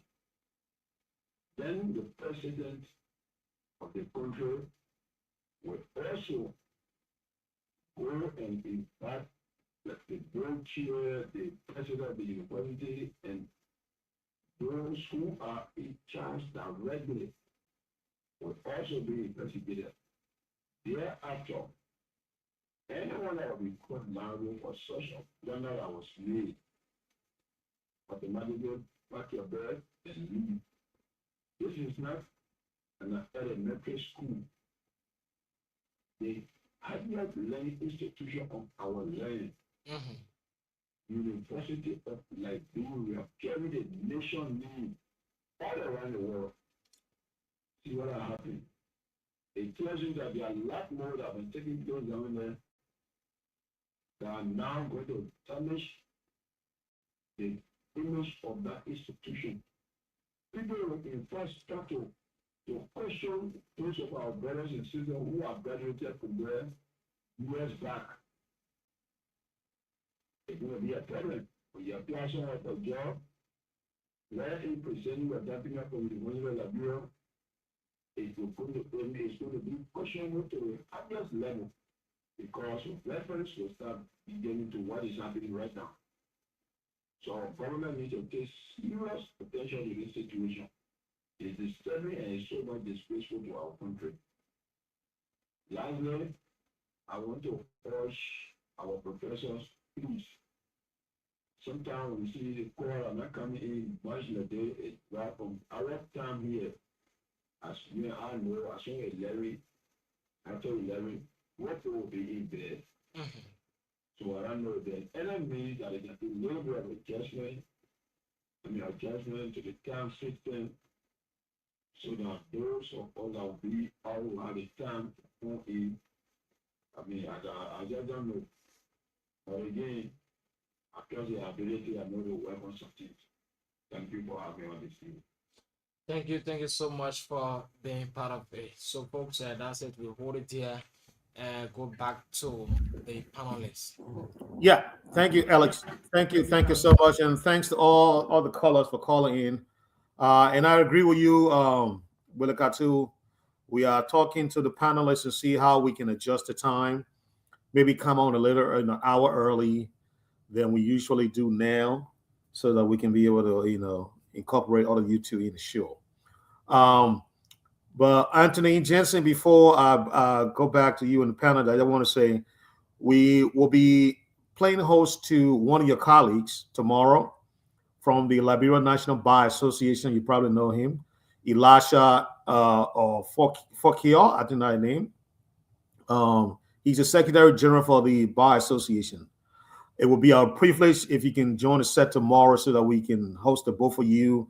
We're going to be talking about all the legal stuff too. The same issue might come up tomorrow, and like you rightfully, recommended, good to have all the people on the set so that we can have opposing views and be able to explore the argument more in depth. So if you can appear tomorrow, it'll be very, very, very, very appreciated. You're muted, sir. I was asking what time would that be tomorrow? That's a great question. I'm asking the panelists if we can come here at 4 p.m. tomorrow. It'll be great. 4 p.m. starting, because at least it'll give us a time. Look, you came and we almost got 14 minutes to go right now. We don't have much. Yeah, I think I told you guys you called me abruptly, and I was going to do my therapy. Yeah, you did. I even eating food in my. I had to pay for my gas. No, so no more.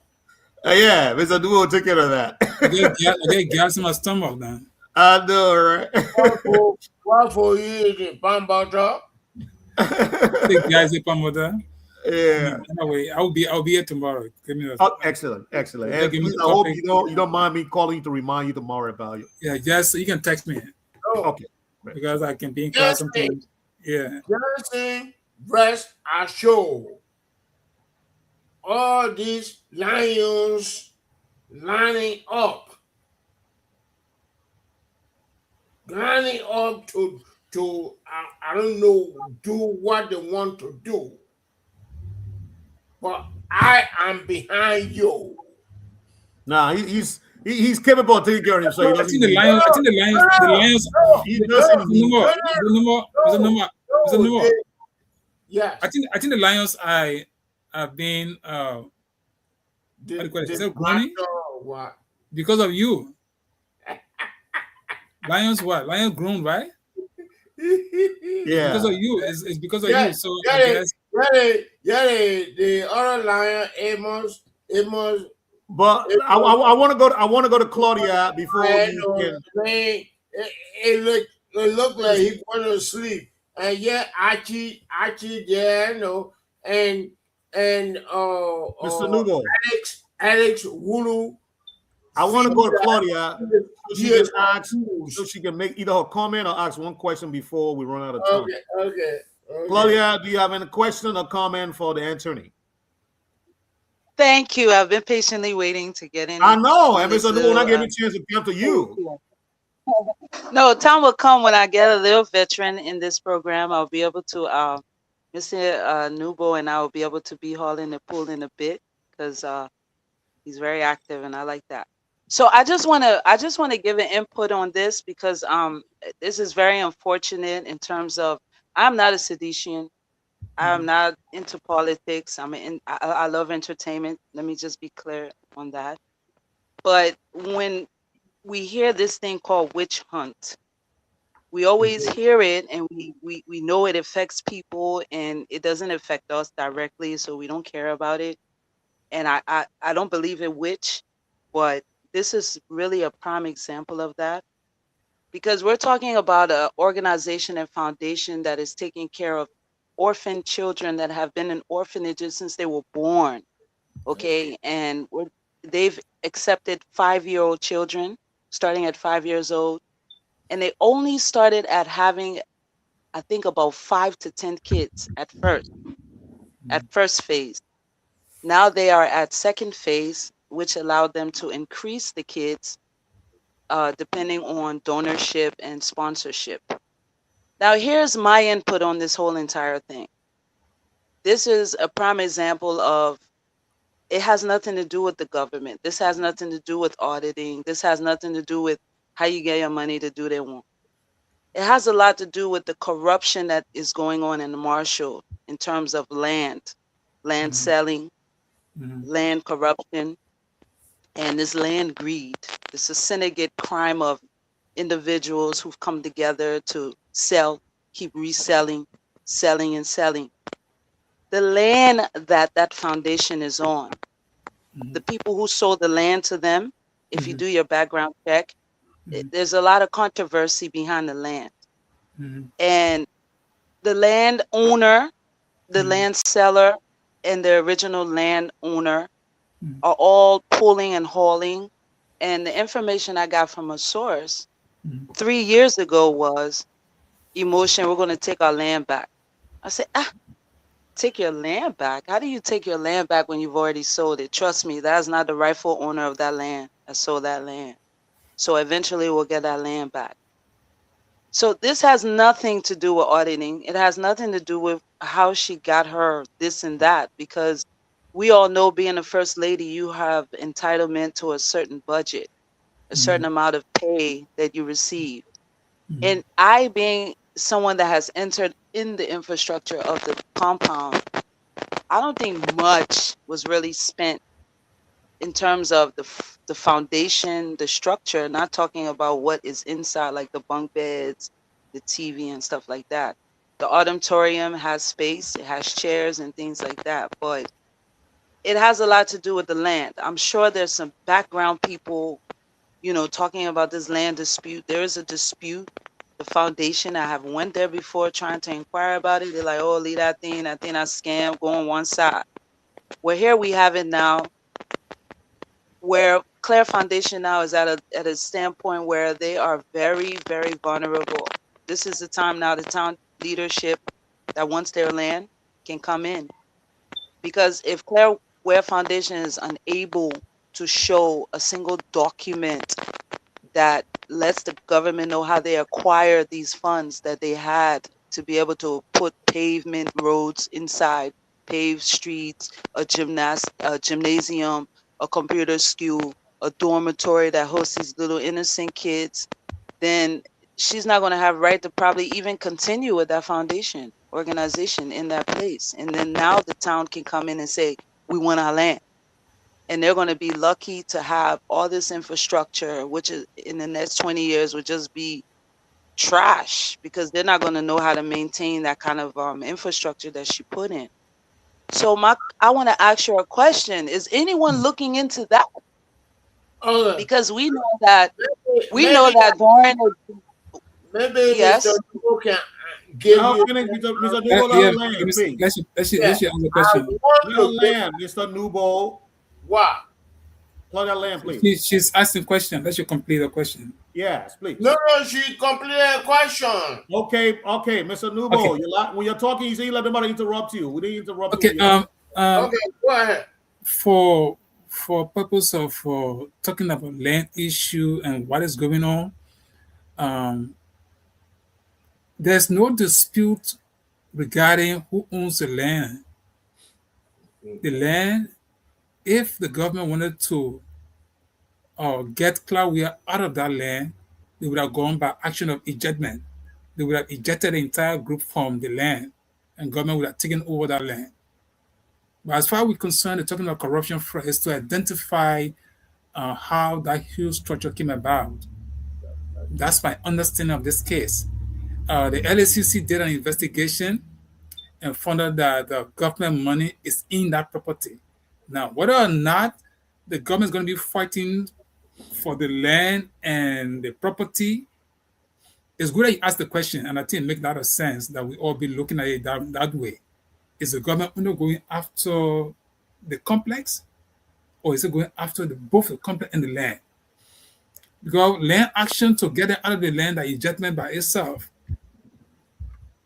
But what if there's evidence that the government or that Claudia and the organization use government money to purchase the land before the complex?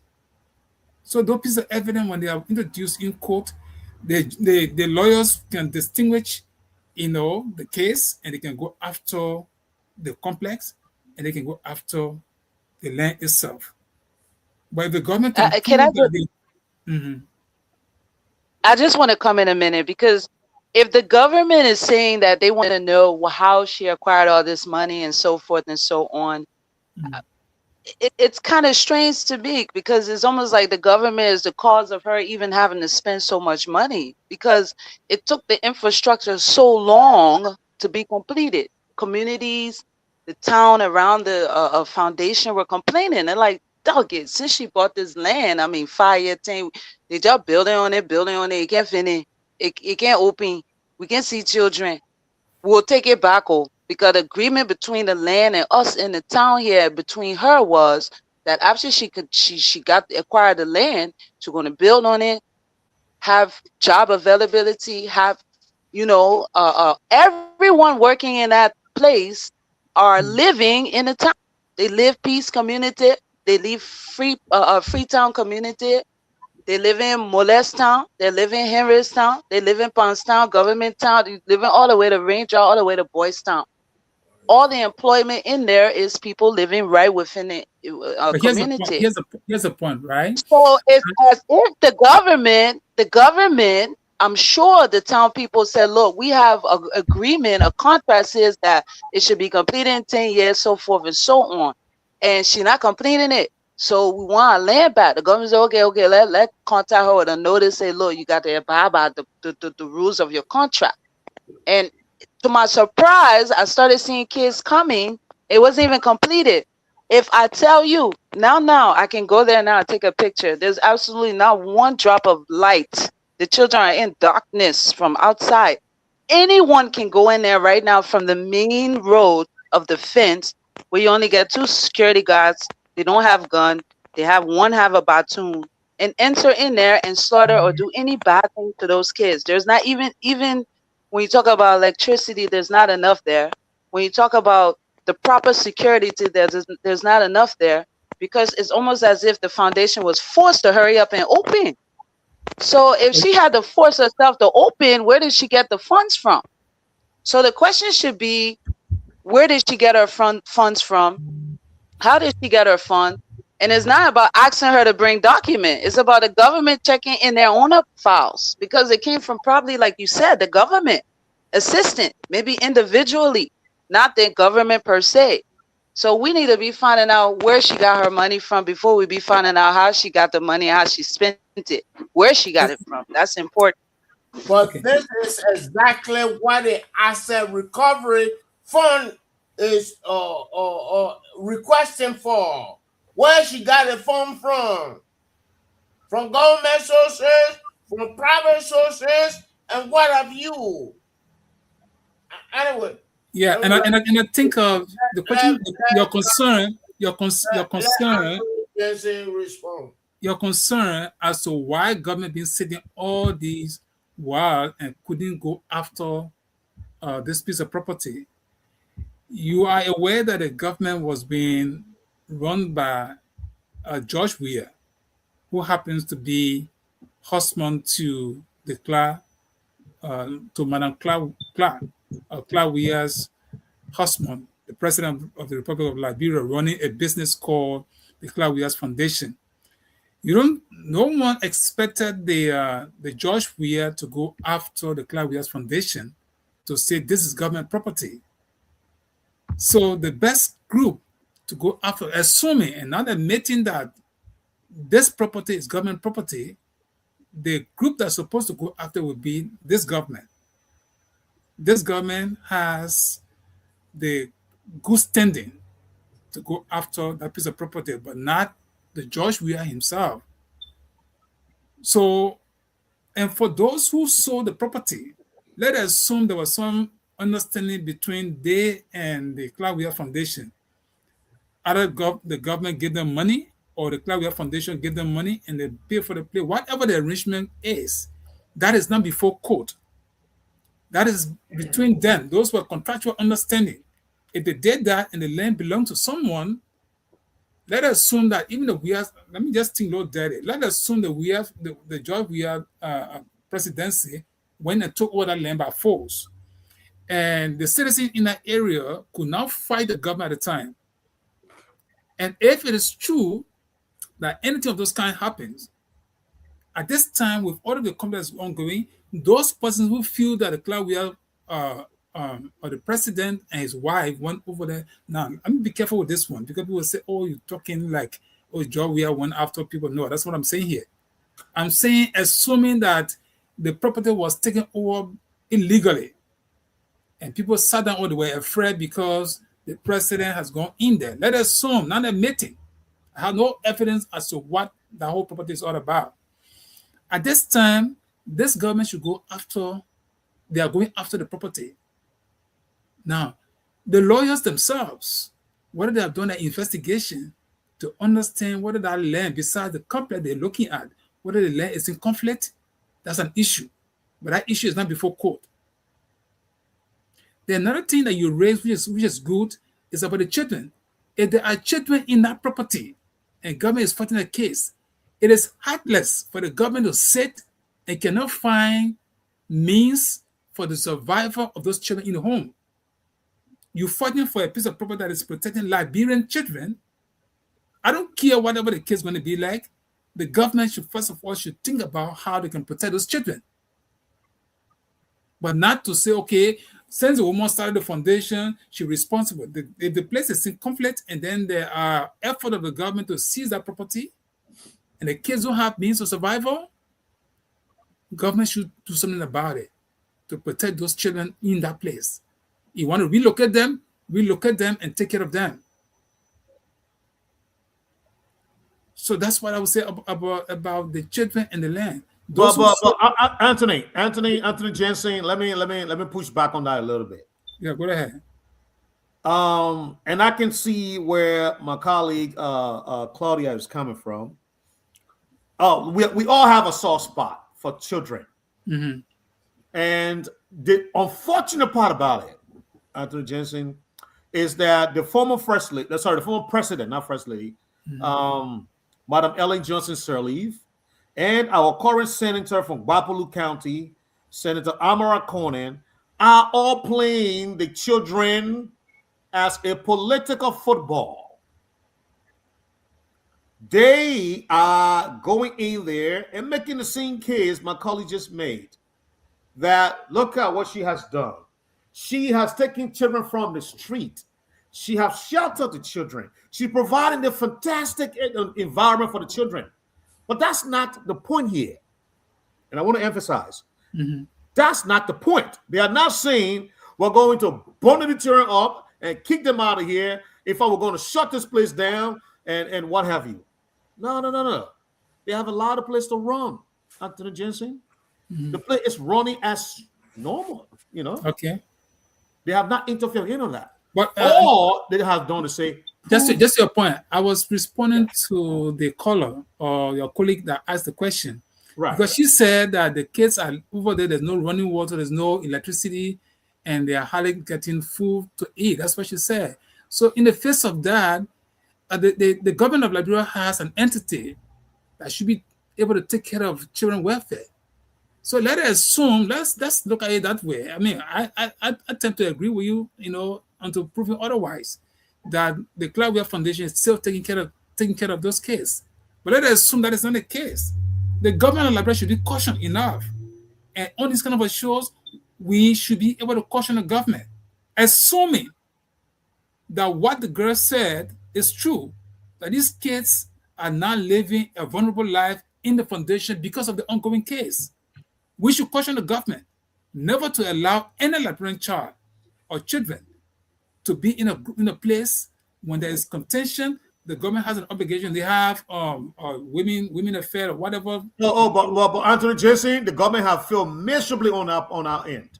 Okay. Right now, the people from Saytown, they are sleeping under the rain right now. Kids, they're not in school. Man, that's another issue for another day. I just want to say that because you said, you brought right. I agree with you. I don't agree. You see, I think you guys are doing extremely well, and this is what Liberian journalists should be doing, to put the government feet on the fire. So that some of these problems that have suffered our people for a long time will stop. The way they broke down that Saytown area, that wasn't the proper way to do it. I'm not sure they gave the people sufficient notice. A single individual cannot get up and say, well, run to court, you get an eviction order, you go and break down several homes. You put those people in the street. Whether they get children, whether they have problems, whatever the case is, you take. That's not how the justice system should work. No. Okay, but let's bring in Mr. Wright. Mr. Wright, you got a question or a comment for Anthony Jensen? On the specific issue we're discussing? Yes, sir. Or any other thing you want to talk about? I think we're going past the time. I was writing a message in the chat that I'm leaving because of my time. I'm leaving. Okay, yeah, I can see it's 12:05 there to your AM. Okay. I'm here. Thank you, Anthony Jensen. Thank you so much. I learned a lot from you, sir. I learned from you too. Thank you. Anthony Jensen will be back at tomorrow, so please be here. Okay, all right, guys. Yeah, sure. The controversial Josh will stay here. Claudia, before you go, you got any question or comment for Anthony? Provided the co-host, Amos, no, co-host actually write one or ask me a question. Claudia, you got any question or comment for Antonin Jensen before you leave? Yes. No,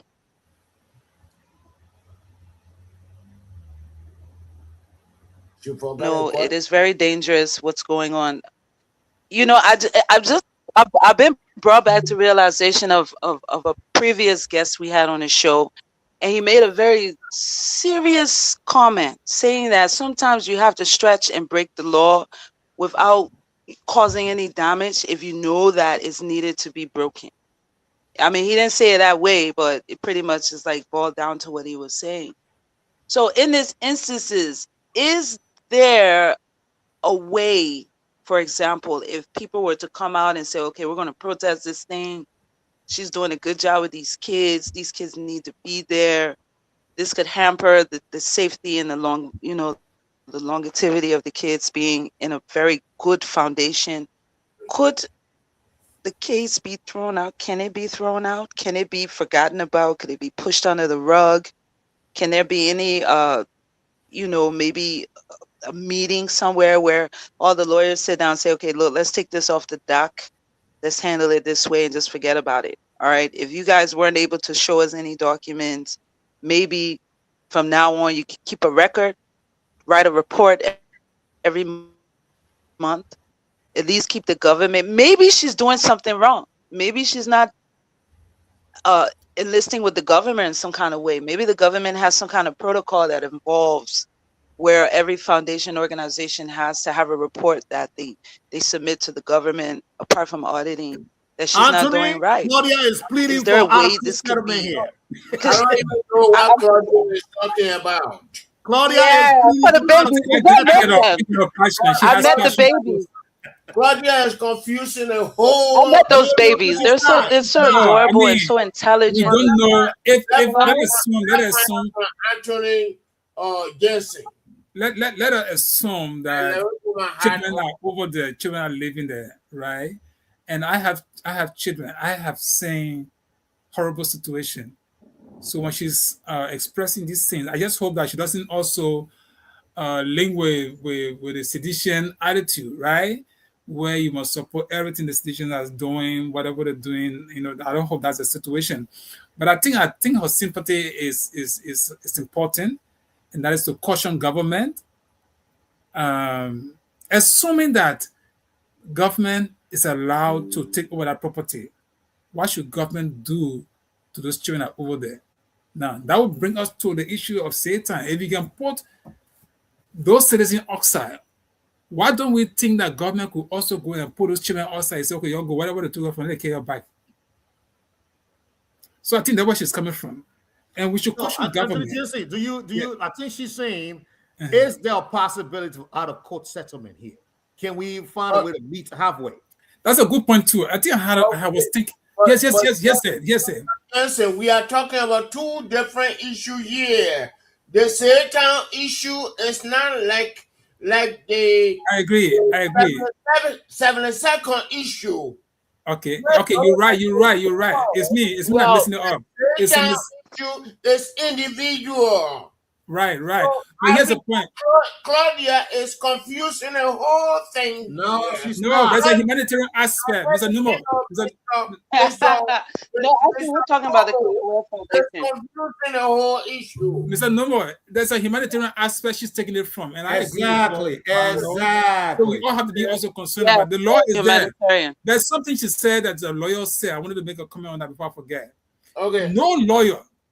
Absolutely no lawyer, whether in America or wherever, should talk about we can break the law first. No lawyer should say that. The law is not intended for that. I think she the had lawyer to somebody or to you. No, she was referring to somebody who appeared on the program before. What she said. All right, so I'm just making mention of that. There should be no lawyer that will say, well, we can break it down first before we fix it. That's not the intent of the law. The law is intended to have a peaceful environment.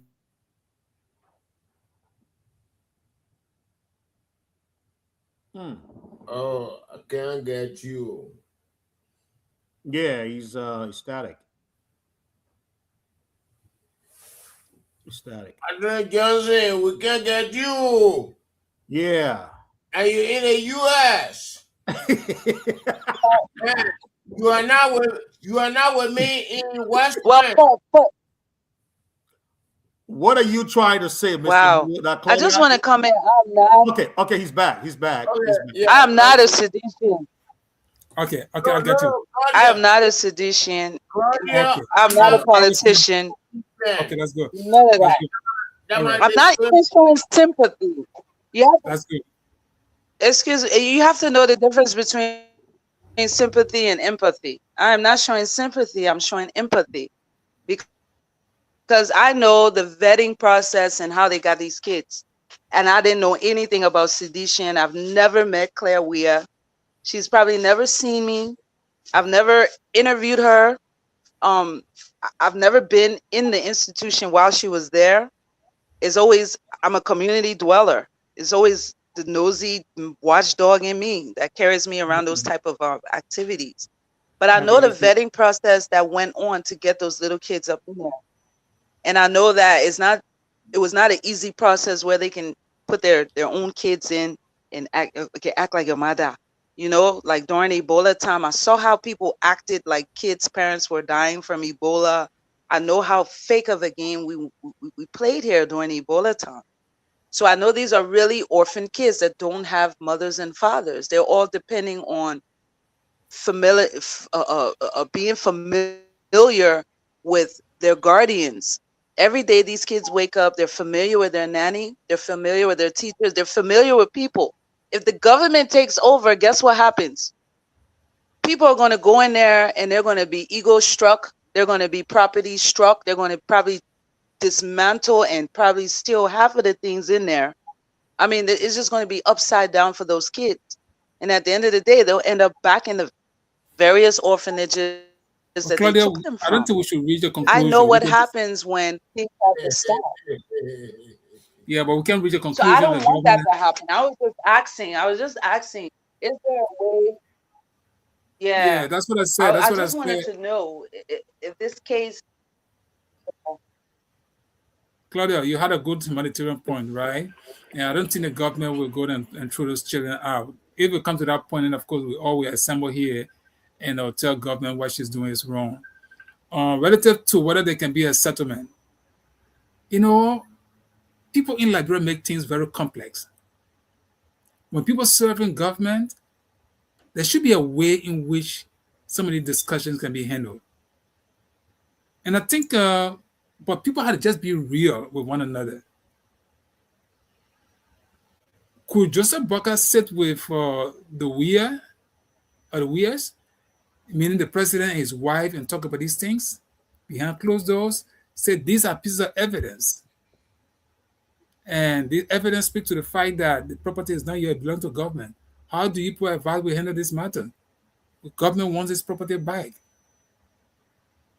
Like we say, maybe I didn't know that this place was this or whatever happened, this and that. You could handle a whole lot of things. But when it comes to the law, when the case has gone before the law, it's only justice that should prevail. Not the issue of sympathy, not the issue of negotiation and all of those stuff. If they want to negotiate, government can still do that. Government is a bigger party. Based on the evidence of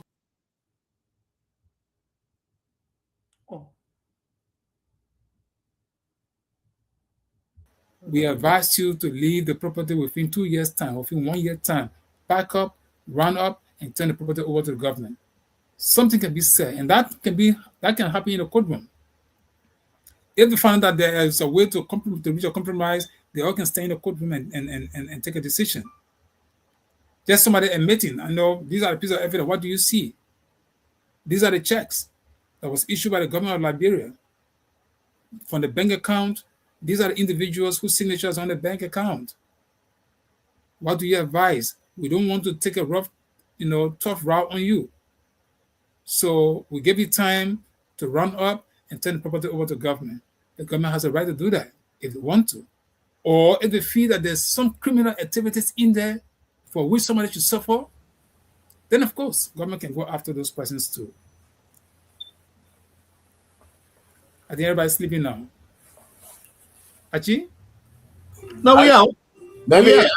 maybe I That's a just good point. No. No, I you and Claudia are having a conversation. I don't want to interrupt. That actually answered all my questions. I like his last statement. That answered every question that I wanted to ask him. Okay. Thank you. That's good. And as you were answering your questions, I felt that Archie was sleeping. Oh God! No, Archie wasn't sleeping. He was just taking a nap. No, I wasn't sleeping on that one. Taking a nap or in a slumber. But that's what happened. Archie is a working man, Mr. Nomo. It shouldn't be an issue here. The host cannot sleep. I am never asleep. Yeah, that's okay. True. I mean, on this show here,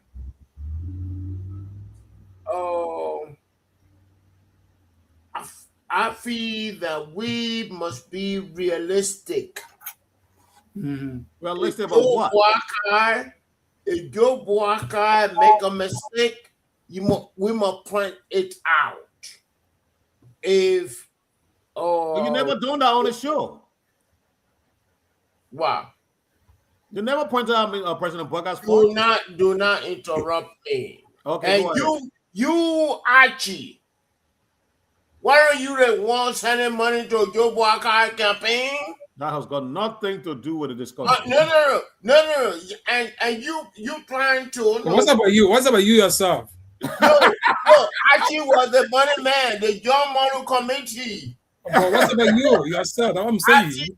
Archie was the one sending the money, wiring the money. No, I said I want report. Mr. Nomo. Up to no. Mr. Nomo, guess what? I'm not feeling too well, man. Mr. Nomo. Up to now, we won't have the chance to be by tomorrow. So I'm not feeling too well. Let me take. No. Archie gave me an excuse that you will be back tomorrow. No, I mean, Mr. Jason wants to leave. And I said, let him go so he can be back tomorrow. Right. That everything is classified. Yeah, that's true. And you want to reveal, you want to declassify the financial constitution of the local government. Declassified. Yes. So, when we have Jensen tomorrow, what are we addressing? No, honestly, I was really wishing to have been here during the time of Prophet Key program. I like your presentation. I did a little short investigation that I knew from the onset the way the code was going. It was troubling. So it was good that everybody got involved and the voices were heard, and the court took some action. Because even the 6-month penalty, all those things were in some violation. But that's the Supreme Court. Mm-hmm. We can tell them if they are in error. It doesn't mean we're going to disrespect them. Yeah. But again, that's Liberia. We want Liberia to be peaceful. So some of these processes may have an intent, and sometimes to put people in check. And sometimes the way they do it, it might just be wrong. So maybe we'll meet tomorrow. We can talk more about that. Yes. Let me take my rest. I came from doing my therapy. I need to rest myself. Already appreciate you being on the show. Thank you. Thank you ever so much for honoring the invitation. And we'll look forward to seeing you tomorrow again so that we can have this wonderful discussion. Okay, that's so cool. That's so and cool. we'll also have before I leave, before you close on, there is academic institutions coming up very soon. And maybe I'll make that announcement continuously on all the show I appear on. It's called the African Action Academy. We are intending to educate high school dropouts and those who are out of high school and that do not have a career. We're going to be teaching nursing, 12-month programs for 8 weeks, and you don't have to go to a traditional school. But what we're going to offer is intensive. Even journalism, we're going to be teaching journalism. There's a school of journalism in the academy. And you ask me, where is it going to be? It's going to be is it a cartoon journalism? No. There's going to be a very professional. The courses you will see some of them online. By the time we get ready, we will publicize it fully so people can see the kind of material we're going to be teaching. It's not going to be us. When I say us, it's us, but it's just AI is going to be doing bulk of the work. Artificial intelligence is going to do 70% of the work, and we're going to be 30% of the work. And there's no school in the world that will beat our curriculum or our plan of action or our lesson plan. So, and it's going to be affordable. It's not going to be expensive. Just no more you had to pay. A kid can stay in Neverland and attend. No. 12 months. No, I cannot. John Numo cannot go to Gosu Journalism School or Kato Journalism School. You know that. What do you mean? What do you mean? Don't you know what they call Kato? No, I mean, because don't you know what they call Gosu? No, you want to dismiss. Listen, I think the time is fast spent, and the host wanted to close the show. All right, but I just wanted to bring you to the point, and maybe tomorrow I will emphasize more on that. We need to get Anthony Jesse back on the show. I beg you tomorrow. So thank you. Okay. Let you go. It was nice talking to all of you guys, man. Thank you so much for the invitation. Thanks.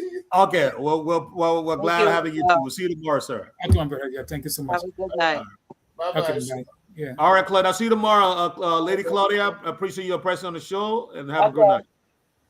Yeah, Claudia, you're nice. Talking with you on the show, and let me tomorrow. Yeah, she's gone. Yeah. All right, so Alex too is about to leave. I think we'll. Now that you're thank you. I will call you in the morning. So we gotta need to do something about the list you sent me. So I'm gonna call you and I'm gonna go through you, and then you're gonna make the announcement for them to come and see you. Okay. All right. Okay. Anything you want to say before we go? When we want to play a video. Oh, can you actually play it from here? That's a good question. Alex, you say you're going to send me that information. You didn't send it to me. Send me the information, please. Let me see how I can do it. Because of the stability of the internet connectivity. Yeah. Yeah. I need to co-produce with him so that way the show can be able to run smoothly. Right. Yeah. No, Alex, you mute it. You left the video. I'm going to do the record. I'll do the recording in the morning and then send it to you. Okay, great. Yeah. Good. Okay. Okay. No, I'm saying I know you look very tired, so you can drop out and drop off. I'm not talking about video for tomorrow. I'm talking about any video that. No, so Mr. Nubo, it's the same thing we're talking about. Okay. So there's something to do on your end. They call it OBS, whatever it is. So you're going to send me that information, and I'm going to find a way to download that information on my end so I can be able to install it on my laptop, and then I'll be able to access the video and be able to play it from there. That's what I'm saying. Yeah. That's what I'm saying. All right, Alex. See you tomorrow. Okay. Bye-bye now. All right. All good night. Let's talk another time. All right. Okay. All right.